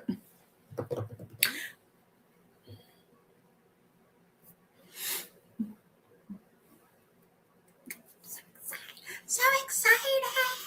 So excited. You'll have to tell me where you are percentage-wise, Kerry. Yeah. But I feel like because I can't even say, are you here yet? Because it's so, but it gets juicy. Like they turn up the heat and you're like, ooh. And he said, just Didi, just need to say that I love you. Oh, thank you. It's a jumper. Well, thank you. It's technically a Christmas jumper, but I don't know about you, but I love the bows. I love bows. I wouldn't even say that I'm a girly girl like that, but I love bows. And then I paired it with some fleece joggers as in like this kind of family. But thank you very much. That was a moment where I could have done like a little Elvis. So if you did it, thank you. Molly restarted and read one short story from Fairy Tales for Lost Children. Might need to read it again when I can concentrate better to appreciate it properly. Fair. Corey is back home from work and now just in time for chatting. Yay! I hope work went smoothly. What have you got planned for the rest of your day? What have you got planned? What are you working on? You crafting anything at the moment? What we doing? How's the prep coming along? And what you reading? What you reading? Jean got to 3% in her book. Read an arc, a sociopath's, teeth and all of that. Guide to a Successful Marriage by MK Oliver at 36%. It hit a 4. Oh, so it hit a lull. Jesus, I got new glasses. So I can't even say that I can't read. A lull, but I went with you, your and Nicole's advice with read a little every day. There you go. Read a little every day. That's to some time. That is very pretty on. This one, it is. I just can't wait to see like what the gradient will look like. I don't know what I could use this for. I don't know what projects, but it won't be this one. But it's so soft. Maybe mittens. Ooh. Mittens, maybe? Question mark. Can I make mittens? No, I can't. I will, at least not yet. So I don't wait. I can kind of show you on this where I've been practicing. Are you proud of me? So I've been practicing. This though, it's all coming apart. This is where the stitch markers all come in handy. But yeah, it is pretty. Oh, Molly Dot says it's frogging because you rip it. I love that. I love that. Jen says during the chatty bit, I did another work has been putting off. So thank you again. I love that. During the sprint, I started reorganizing my car for vendor stuff and got to 52%. Nice. Lion brand, yes. Alicia finished writing sprints, only about 500 words today. Not too bad. Found out that their mortgage switched companies for the third time now. So now setting up that, paid some bills and cleaned up kitchen. Oh, you did some adulting. Lion Brands is one of defaults. Is it like default brands, or is it? What does that mean? I heard it was because you ribbit. I love that. Is that a frog or is that a toad? I never know which noise they make. Is there a difference? One thing I like about this book is that it's introducing me to new music. I'm listening to Maxwell now, and another story introduced me to Michelle. Oh, I can't say Nde Giocello and Amel Leroux. I know Michelle. I can't think of the songs, but I am familiar with these artists. What book are you? Sorry. And I know you said Monty, but what book are you reading again? That is what I've heard to Corey from Jean. Also, the storyteller is good but heavy. I can usually finish our book club books in the 5 to 6 days before we meet, but I am day 16 of this one because I needed to take brain breaks from the content fair. You have to do that sometimes. That's fair. Mel is 56 pages into Beth is Dead. Oh, I've got that. That's an arc by Katie Bernay. I'm enjoying it so far, and I like that it's a Little Women reimagined. That's what I've heard. I think that's one of the reasons I picked it up. Haven't read it. I've watched Little Women, but I haven't read it. Have you read Little Women? How does it compare? Jean says, my blanket is so big that it has taken an hour to do half a row. Oh, wow. And Molly Dot is asking Mel, what kind of Italian is it? They need to do... They do need a Duolingo for craft terms. No, because last week when stuff was being said, I was like, huh? Come again? This all sounds like Mandarin to me. Now, not only can I understand it, I can read it. And I'm like, look at me. But yeah, it's amazing and it's not even like it's been a whole week. It's only been a few days. So imagine what the next few months are going to be like. I still haven't bought my yarn for my book blanket though. I have 56 skeins in my basket. I fear that this is a problem, but it's a problem that I never ever want to go away. So there is that. Jean says you were excelling so well. Oh, thank you. You have soon passed the students I had last year. You're too sweet. Thank you so much. It's probably I don't like to not be able to do stuff.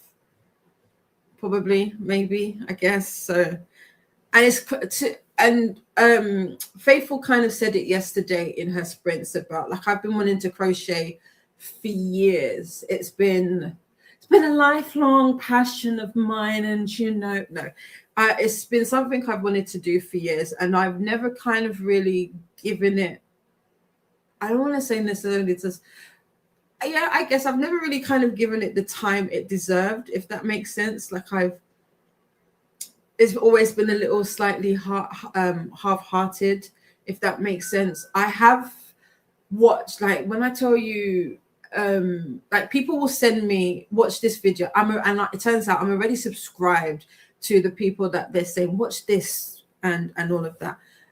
So I've never fully got it until recently. Well, until last week, basically, when we did it with Paula, and I got some lovely help from Christina and Jean and Faithful. So yeah, I'm enjoying it. I'm enjoying it. I can't say, we'll see. I you know, I have hyperfixations, but we'll see.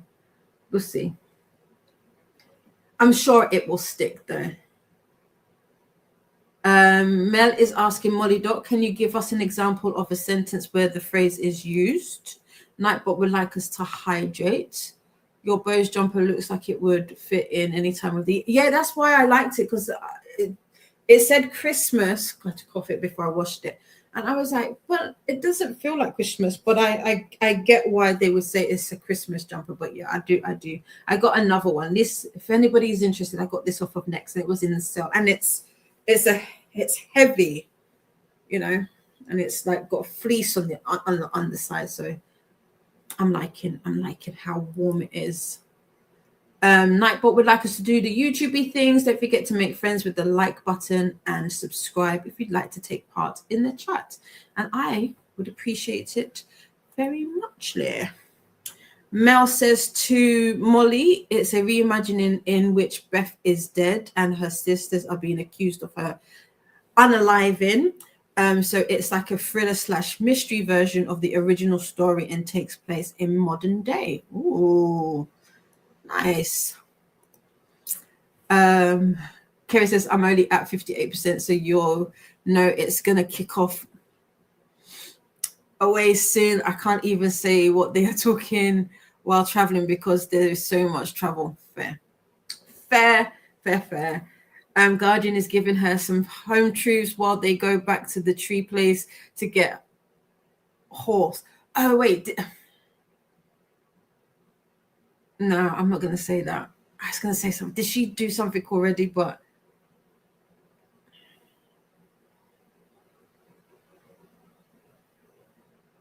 you would say. But yeah, I liked it when they were in the tree houses. Some people didn't like the tree houses. I was like, oh, I like the tree houses. I thought that was funny. I don't know why, but that whole tree situation made me giggle. Jean needs to get a manicure so I can type the length of my nails are getting in the way. Mine are growing. I do love a long nail, so there it is. Robin got to 58% in their book, and Corey will be working on some new Kindle insert designs while I have bookmarks printing, and now I'm listening to book 3 of the Chestnut Springs. If I can get my stuff done, I'll pick my Granny Square back up. Yay! How are you finding the Chestnut Springs series so far? Book 3. Is that Sloan? That's the hockey player, right? Why it is Sloan? Is Sloan the name? I feel like every time I think of her name, I get it wrong, and it's never what I think it is. And I don't know where Sloan has come from, although I did read a book with Sloan. Well, Restore Me. The name is Sloan is the name in this. What's the name of? Or is it what's her name? Sister? I can't remember. It's been a minute since I read this series, but yeah, let me know. Oh, and Kindle inserts. I want to see what your Kindle inserts are. Actually, now that you've said that, Corey, I put ink in my printer, so I should reprint my Kindle insert and send one off to Jay. I will do that. So you give it. That's a good reminder. Sloan and Jasper. Okay. My brain is working. Okay, cool. I don't normally remember her name. But it was like, Sloan. Could do fingerless gloves or arm warmers. With this, I think so. I'm gonna see if I can find a because it's gonna have to be free. Well, for now, I might start paying, but a pattern for that. And I might steal the hook that my sister has sent my mum for now until I can find my hooks, because I think this definitely needs a smaller hook. It needs, Well, no, it says 5 millimeters. This, see, okay, crocheters, knitters, anybody that does all of this, explain this to me. So this says I can use a 5 millimeter. Well, it says, so what does this mean? It says H-8 or H8. I don't know if that means anything. 14S and 20R. What that mean? What that mean?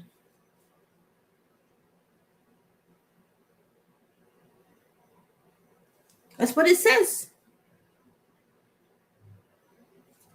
That's what it says. Should I use a smaller hook? I feel like I need a smaller hook, but do I need a smaller hook? Questions that need answers. Thank you so much, Molly. Thank you so much. Looks good is what Molly says. A stocking cap. Oh, what's this? Oh, you mean for the for using the, okay. What's that? What would that look like? Anne, a stocking cap. Kickstart, thank you so much. Thank you so much. Kickstart. I need to figure out something for dinner. Oh, what are the options? What are your options? I don't know what we're having for dinner, but we should probably think of something. Oh, Kievs. Gonna have some Kievs. Not yet for mittens, but you are excelling. Jean, are you like Jessie and saying I can't do something? Because once you tell me that I can't do something, you know, I'm going to be like, well, I'm going to prove you wrong.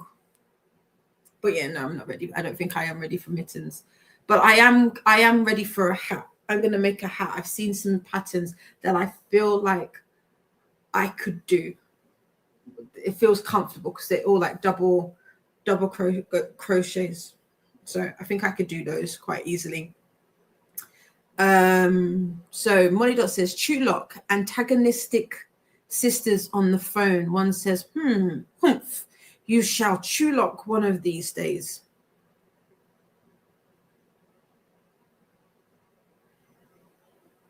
Interesting. I have no idea, Molly. I don't know. Oh, default Lion brand is the default brand. Okay, I get you. Nightbot is popping in the link to the Sprint spreadsheet, aka the BookTube Bible, and that if you're looking for more Readathon info and sprints, that is the link for you or the place to buy. More from Molly, narrator, sister girl. I always Chulock, especially when you bell me. But you know how we do. We maintain. When you bell me, that feels like a London, because that sounds like slang. Because bell me down, at least that I'm aware of, is call me. Especially when you call me sister girl. I always Chulock, especially when you call me. But you know how we do. We maintain. That we keep going. I don't know what Chulock is. I've never heard that. But I'm also guessing. But if just based off that and some of the words in there, I would say that's London. But I've never heard of Chulock. Oh yeah, Molly's book is Fairy Tales for Lost Children, LGBT, or at least lesbian and gay short stories by a gay guy originally from Somalia who has been a refugee in Kenya and now lives in London. Oh, okay. Molly Dot says your retelling sounds interesting. Mel keeps trying to figure the phrases out, but nothing comes up. Yeah, that doesn't.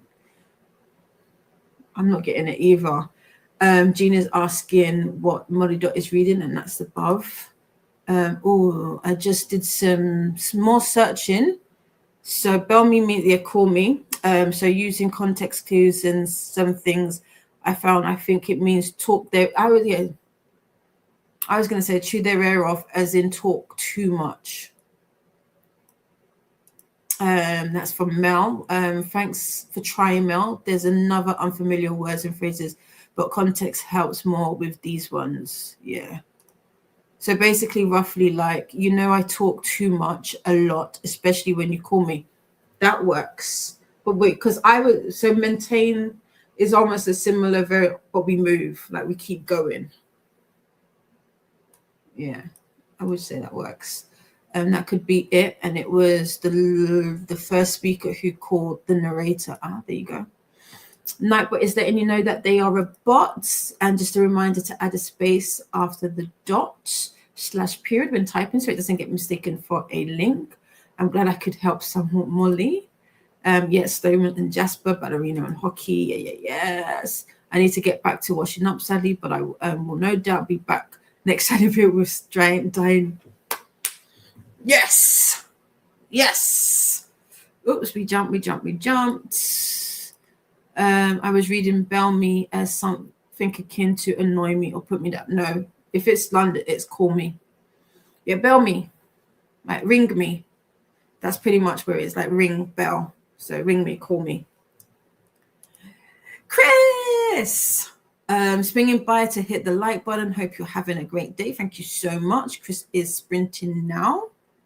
Also, the narrator is so sarcastic. Her sister says she should check into a mental hospital. And narrator replies that those places freak her out. She works in one.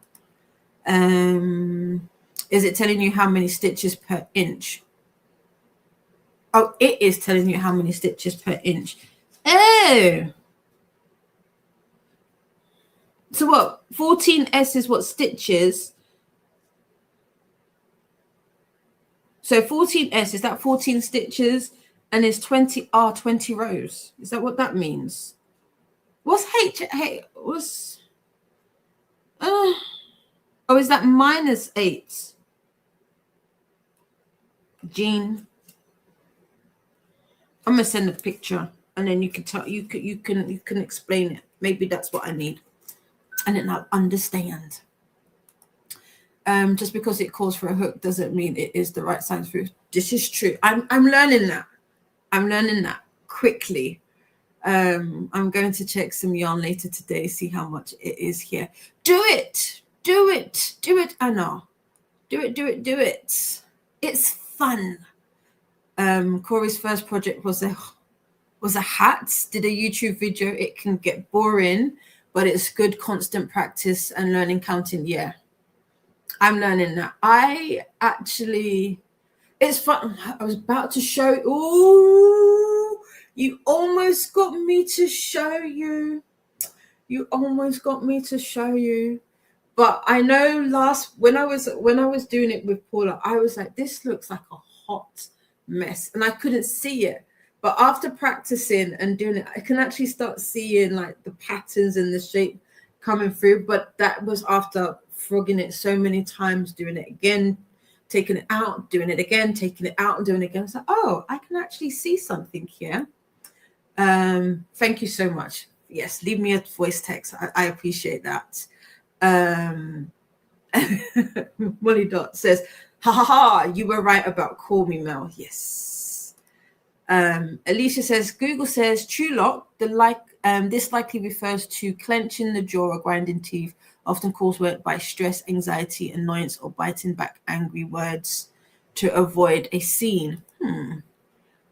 Overall meaning, the speaker is telling her friend that she gets very stressed, anxious, or annoyed, particularly when the friend calls with news or drama. That's another way to look at it. Okay. But as they always do, they manage to keep it together, still stay strong and handle the situation without falling apart. Oh, but still we maintain. That makes it, but still we move. These are good options. Well, not options. These are, does this sound about right? That was what Google said when I copy pasted the sentences into the search bar. Fair. I like that. Jean is going to check Nicole's list to see if she has a Somalia book, Molly Dot, and add fairy tales. Funny. Paula babes. I was about to say I was going to show, but Paula's already seen it. I've sent Paula pictures. But Paula babes, I got some more. I got some yarn. I got some pretty yarn, but I can't use it. So I'm going to use this instead. I sent the clip that I found on TikTok. I've sent that to you, but I'm going to send you the video of it, because it's very similar to the book pouch that we're making, but it's slightly different. So to get your thoughts on it. Corey, no, excuse me. Molly says, I know now that the narrator and presumably her sister, like the author, is originally from Somalia and has lived in Kenya and London. Makes sense. Hi to Paula from Alicia. Courtney's going on a walk and errands. Be back, no problem. Have a nice walk. Paula is saying hi to friends. Molly Dot is saying thanks to Alicia. I hadn't thought of putting the whole sentence in. There you go. Nightbot would like us to hydrate. More hellos. And you're welcome from Alicia. Can I show the label? Sure. Let me get up close. I'll also send you. Oh. Will it focus? That is the question. No. It's trying to focus on too much things. I will oh wait, hold on. I know what I can do.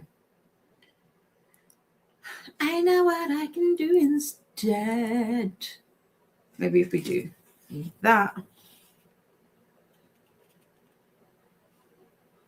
Does that work?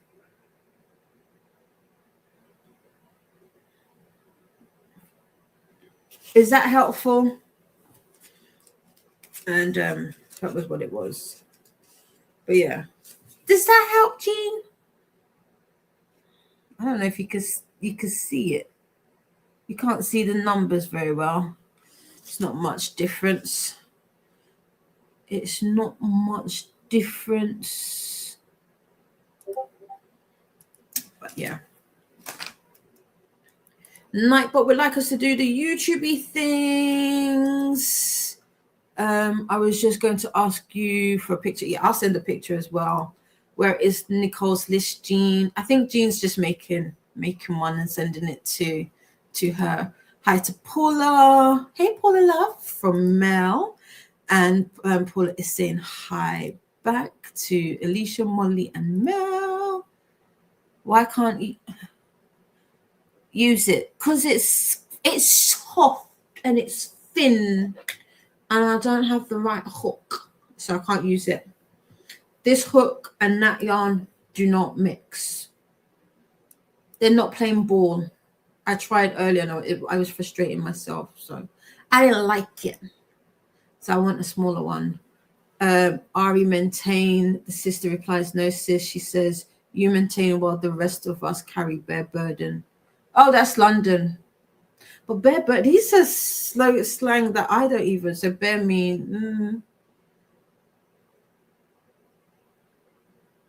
yeah, I would say similar to like while we move. But you just, yeah. I don't know what bear burden would mean.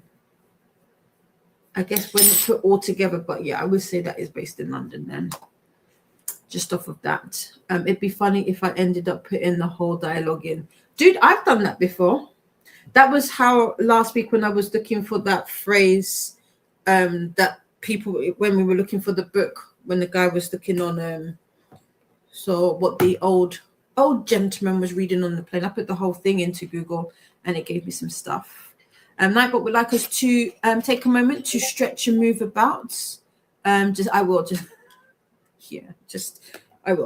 send you a picture. It's probably easier. It's not focusing. Yes. And Jean says Nicole's list is only between Nicole and myself. Yeah. It's private. And Flo says, I just watched an honest trailer about heated. What's an honest trailer? what were their thoughts? Give us a summary, Flo, because I'm always interested in people's honest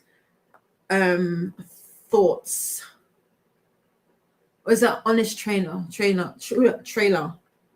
That's funny. The overall meaning I got is that the sister thinks things are easier for the narrator, but the rest of the family has responsibilities. Or they can get stressed, but they still keep going.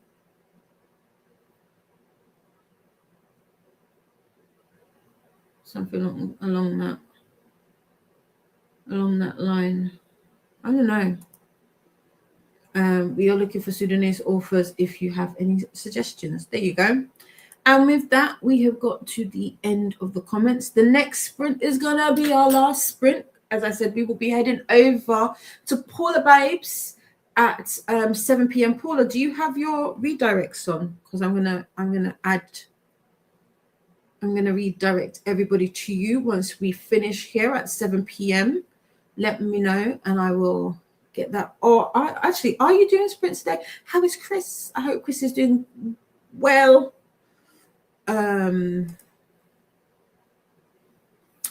Honest Trailer is a satire review of media, game shows, films, and commercials. Oh, okay, I'll have to check it out.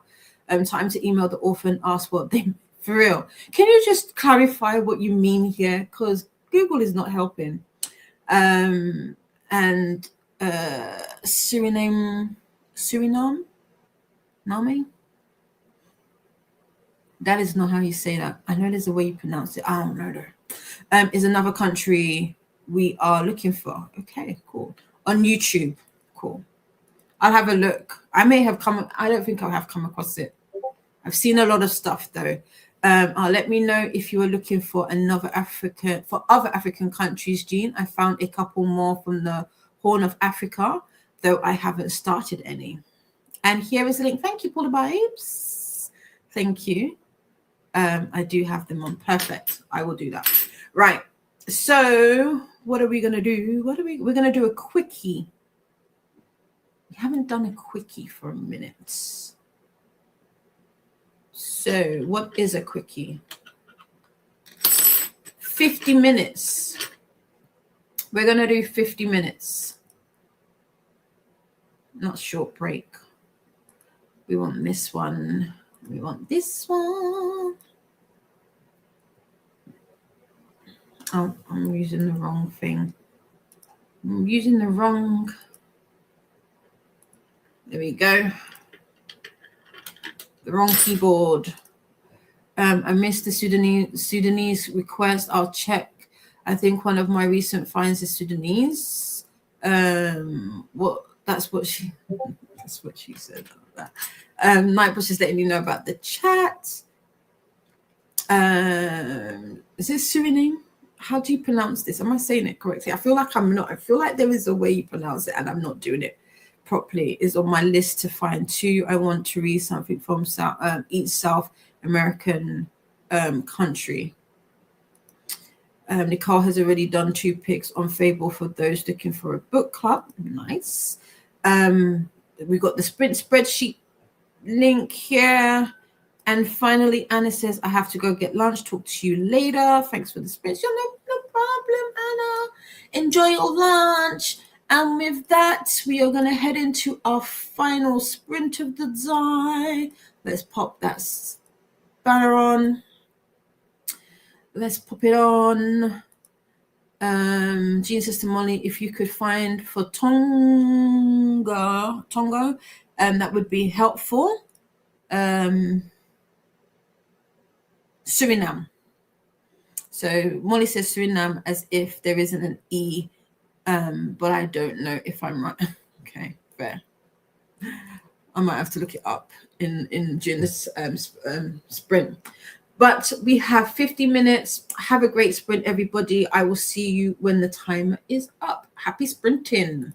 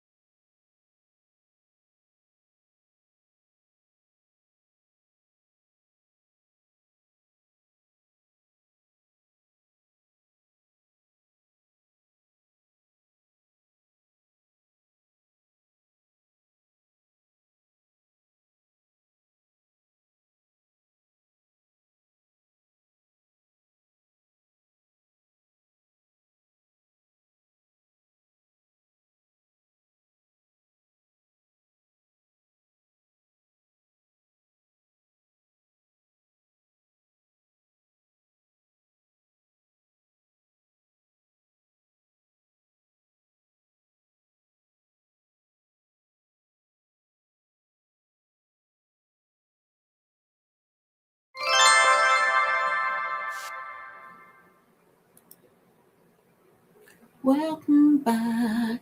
Welcome back. Welcome back. How was that final sprint for you all? I didn't do any reading. I did do some. I mean, I guess it doesn't look any different to what I did before. I did try out the other pattern. I don't know that I like that. It's probably one of those ones I still need to practice it, and because I keep bouncing back to make sure that I'm not too far in. Well, I'm trying to keep an eye on the time. Basically, I was trying to keep an eye on the timer, and so yeah, I think I wasn't following along with what the instructions were saying. So I had like a little square, not square, circle, and it was kind of concaved in. I was like, that doesn't feel correct. And so I frogged it. I pulled it all apart, and I'm going back to doing the original. I don't know. I feel like I should do them separate. Or maybe I'll do one of each color, and then like once I master this, I'll do that in another color or whatever, and see how I like them. I don't know. Well, I'll figure something out. No, I see that Flo has asked me about the honest trailer. I will be honest with you and say no, but I can have a quick look, Lou. Hold on. Hold, please. Honest trailer. Get my headphones. Oh, I see. It's the first one. I won't watch all of it, but let me see some of it. Let's see some of it. I like the latest videos. The following tree. Are we going to connect to my headphone? There we go.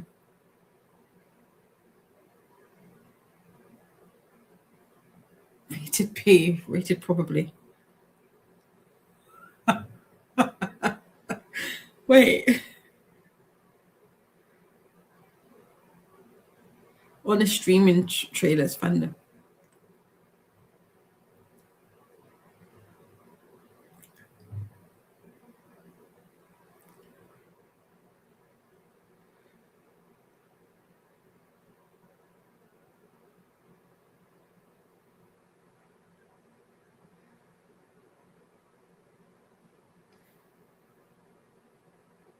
Two guys, one park.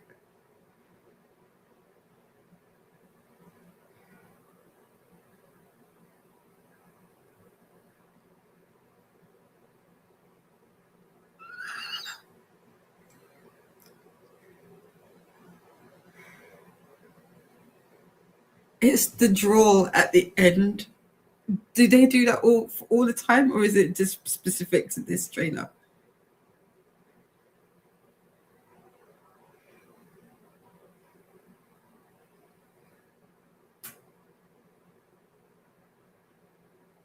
Oh, is that what this is?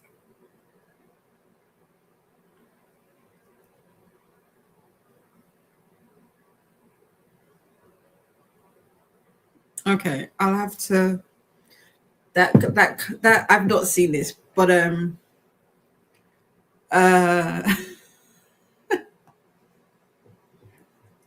okay, I will let you know how I like the trailer. But okay, cool. It's nothing like any of the other trailers I've seen before, but that is definitely up my alley in regards to like humor. So we shall see. Let us find. There we go. Found where I did star it. I promise you, I starred it. There we are. Molly says, because we were talking about books from Africa for Jean and Nicole. So Molly said, I'll ask a friend about Tonga. He's looking for Pacific Islander books. Okay, cool. Tanzania.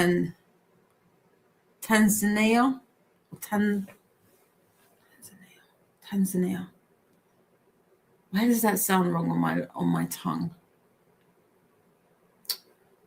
Tanzania or we're going to go with the first one. Is another country. It's another tea country. And then Jean is asking Molly, do you have me on Instagram? But I don't believe Molly is on. No, yeah. Molly says, I'm not currently using Instagram. Are you on Discord? Yes, I am. Just a little chat between Molly Dot and Jean. Yeah, so Jean can find Molly in the clubhouse. So, okay, Molly Dot was saying about Suriname was spelled Suriname by British settlers in the 1630s. Okay. And then Molly says, Ari music in the fairy tales book, the story with the two other singers also had Sade, but she's not new to me, you know. Sade is classic.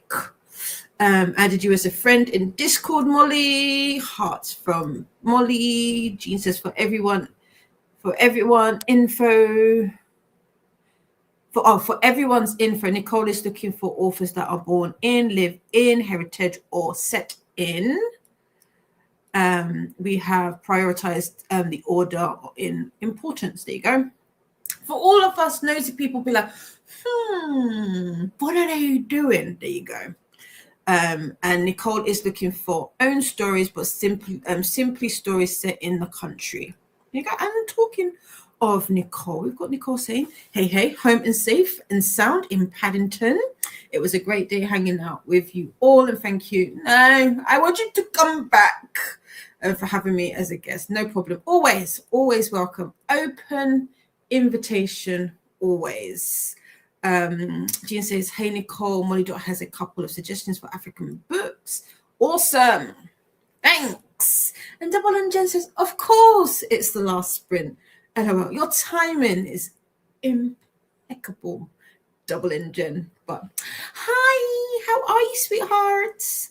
And Double and Jen says to Nicole, your pictures were amazing. This is me saying hey to Jen. Kerry says, I was going to say that got a pet. They got a pet. But instead, that's his name. For fuck's sake. And I was like, yes, Kerry.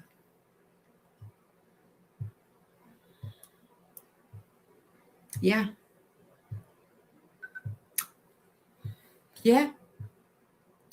I have a working theory, but I'm going to wait until you finish the whole book before I say it. But yeah, that's his name.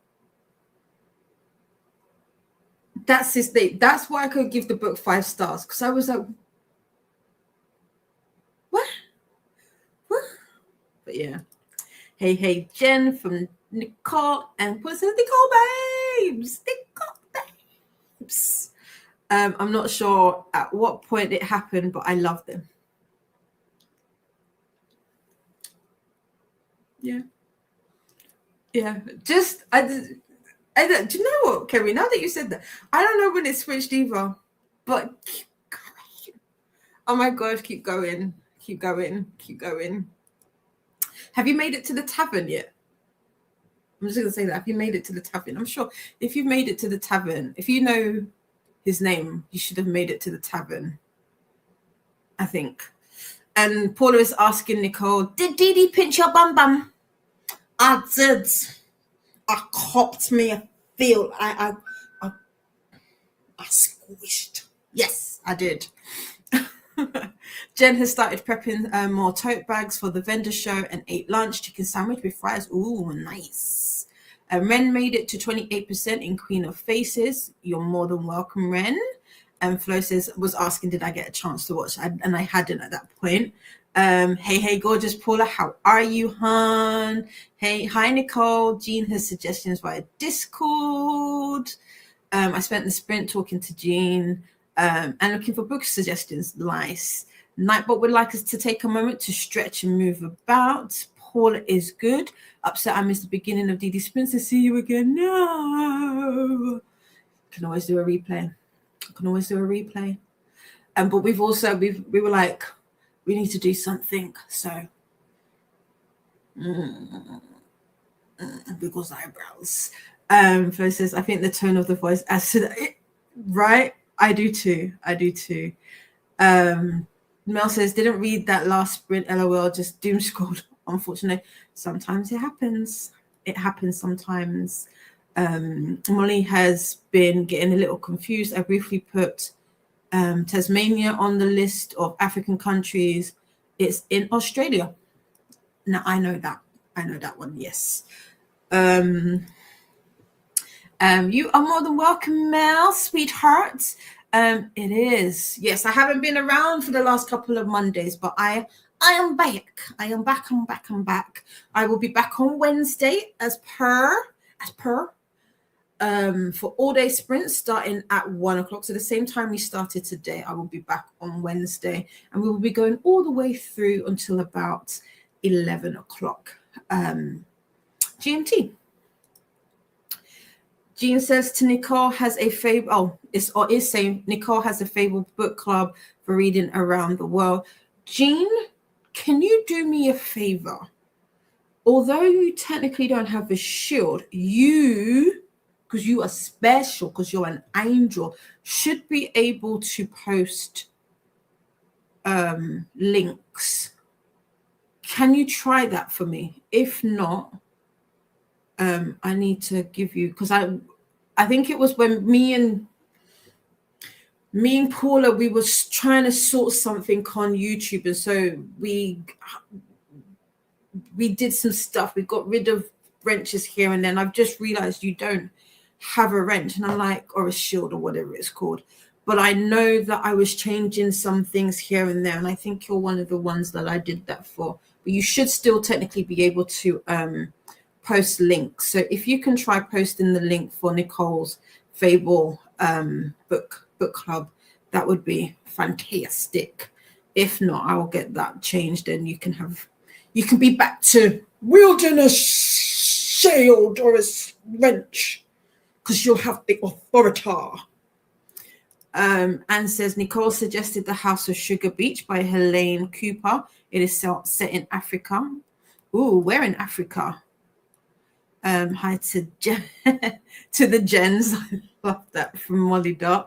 Nicole has a video about Read Around the World. I can't post it since I'm shockingly not on. You should try for me.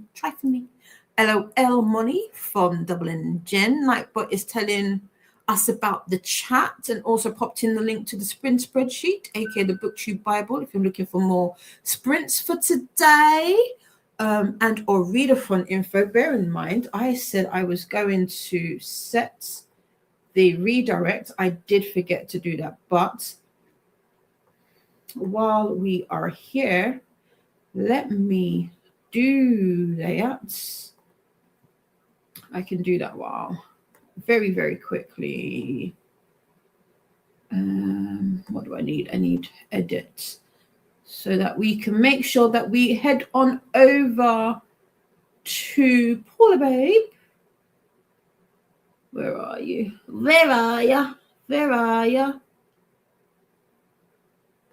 Oh, it's not in that bit.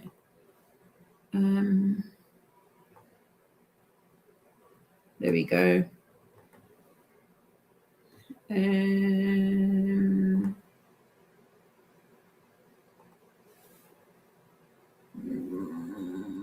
It's reading sprints and games.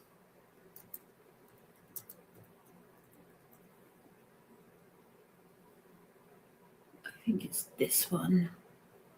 Yep, found it. Today's the 16th, correct? Do I know? Yes, it is.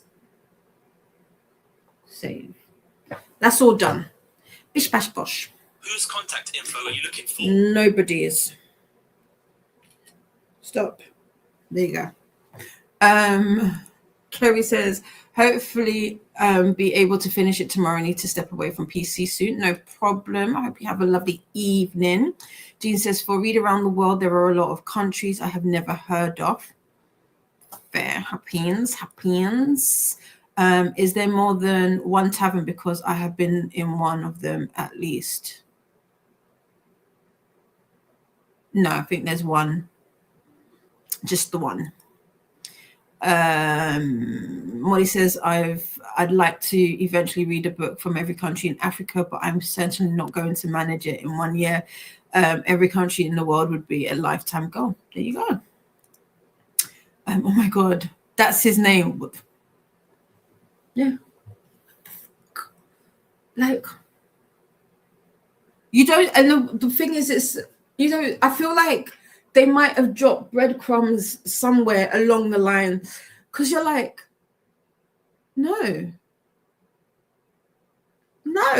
that is not a name becoming of the Guardian. I feel like he deserved better. He really did. He deserved better. You're more than welcome, Jen. Thank you for being here. I hope your vendor event goes fantastically tomorrow. Kerry says, well, Nicole, it's one of them ones. Alicia ate lunch, fed the kiddos, and started doing budget stuff and taxes. Oh, taxes. Yes, Stevie did pinch my bum. Yes, I did. Are we all done? We are, Christine. We are. We're heading on over to Porter Babes momentarily. We've got a couple of minutes. We're almost at the bottom of the chat. And Molly has even been to Tasmania. There you go.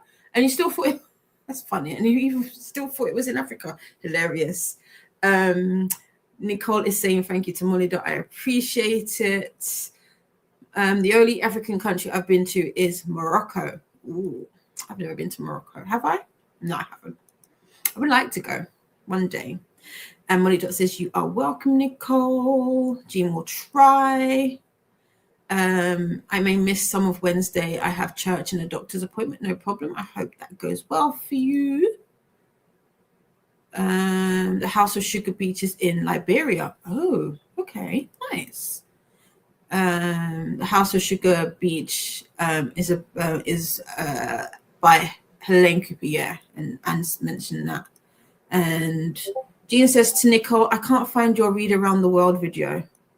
I know. And it's set in Liberia. There you go. Nicole, 4.5 stars. Oh, is that what you gave it, Anne? Okay. Not bad. Not bad. That's okay about the typos in the line. It's fine. I got you.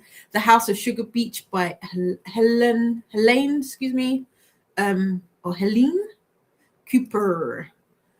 Porter is trying to post a Fable link in the book club, but it won't let. Oh. Weird. Thanks for the. You're welcome, Molly. Thank you for being here. Oh, it's not until Saturday. Okay, but no problem. You're getting it done. I get it. Okay, so you still got a few more days. Cool. I swear Nicole's video was done in January. Maybe. The link is too long for sprints from Fable. I will try and get the link for the video. And here is the link for the video.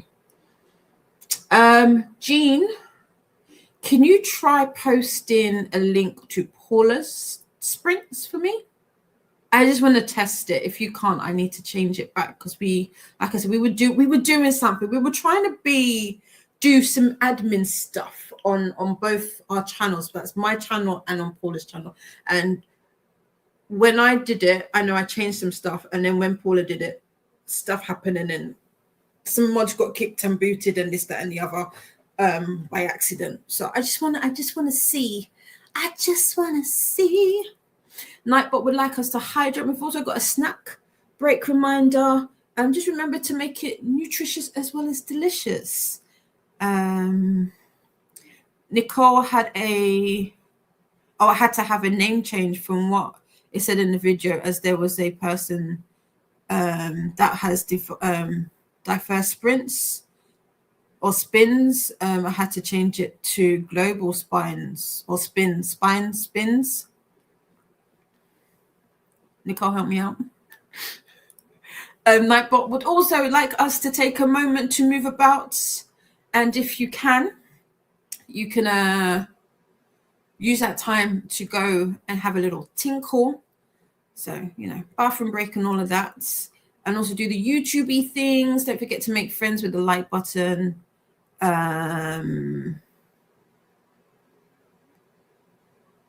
Yeah, make friends with the like button and subscribe if you'd like to take part in the chat. Yeah, I had to unlist the video and Nicole will re-upload it there when she's back.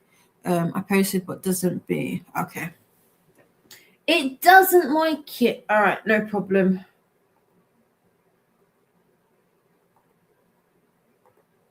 There you go. Not a problem. All fixed. Back to normality. And with that, we have reached the end of comments. Thank you so much for hanging out with me. I hope you had a wonderful Monday, a wonderful start to your week. I'm so happy we had a lovely guest today. If you missed it, you can rewind to the beginning. I spent the lovely day with Nicole. I cannot say how much it means to me that I got to spend the day with Nicole. Just excited, you know. Last week, spent it with Luna. I hope this is the first of many times spent together in IRL. I will be seeing Paula Babes shortly, hopefully before the end of the month. I mean, technically the end of the month is next week, the next couple of weeks, so we shall see. But hopefully before the end of the month I will be seeing Paula Babes. I can't wait. But yeah, looking forward to what the year brings us. It should be a fun old time. But yeah, today was fun. I enjoyed it. I joined it. Jean says, I thought I was losing my mind, Nicole. I was like, I watched it. And here, Dusty Global Spines Book Club is the name of the book club on Fable. Here is the link from Jean. And there was an issue with the name of the book club name, so I listed a video for, oh my God, that would be Spines. It's like spines. What you telling me? My typing is a bit much tonight with time. It's like, it's time for you to just go and chill and relax. Off you go. So just enjoy. Have dinner with Savannah. And you know, that's what it is. That's what it's saying. Here is the link to Nicole's reaction to women's fiction. Oh, there you go. Again, all the links. Spines at the yeah, back of I get it. I got it. But yes, thanks for hanging out with me today, friends. Love you so bad. Remember, you are surrounded by stars. Don't let anybody dull your shine. And remember, kindness is free. Sprinkle it everywhere. I will see you on Wednesday. Here is the link to support Paula Sprints just in case the redirect does not work. It was fantastic to hang out, and I want to do it all again. But that is it from me, friends. Love you so bad. Bisous. Mwah. Take well, and I'll see you on the next one. Bye.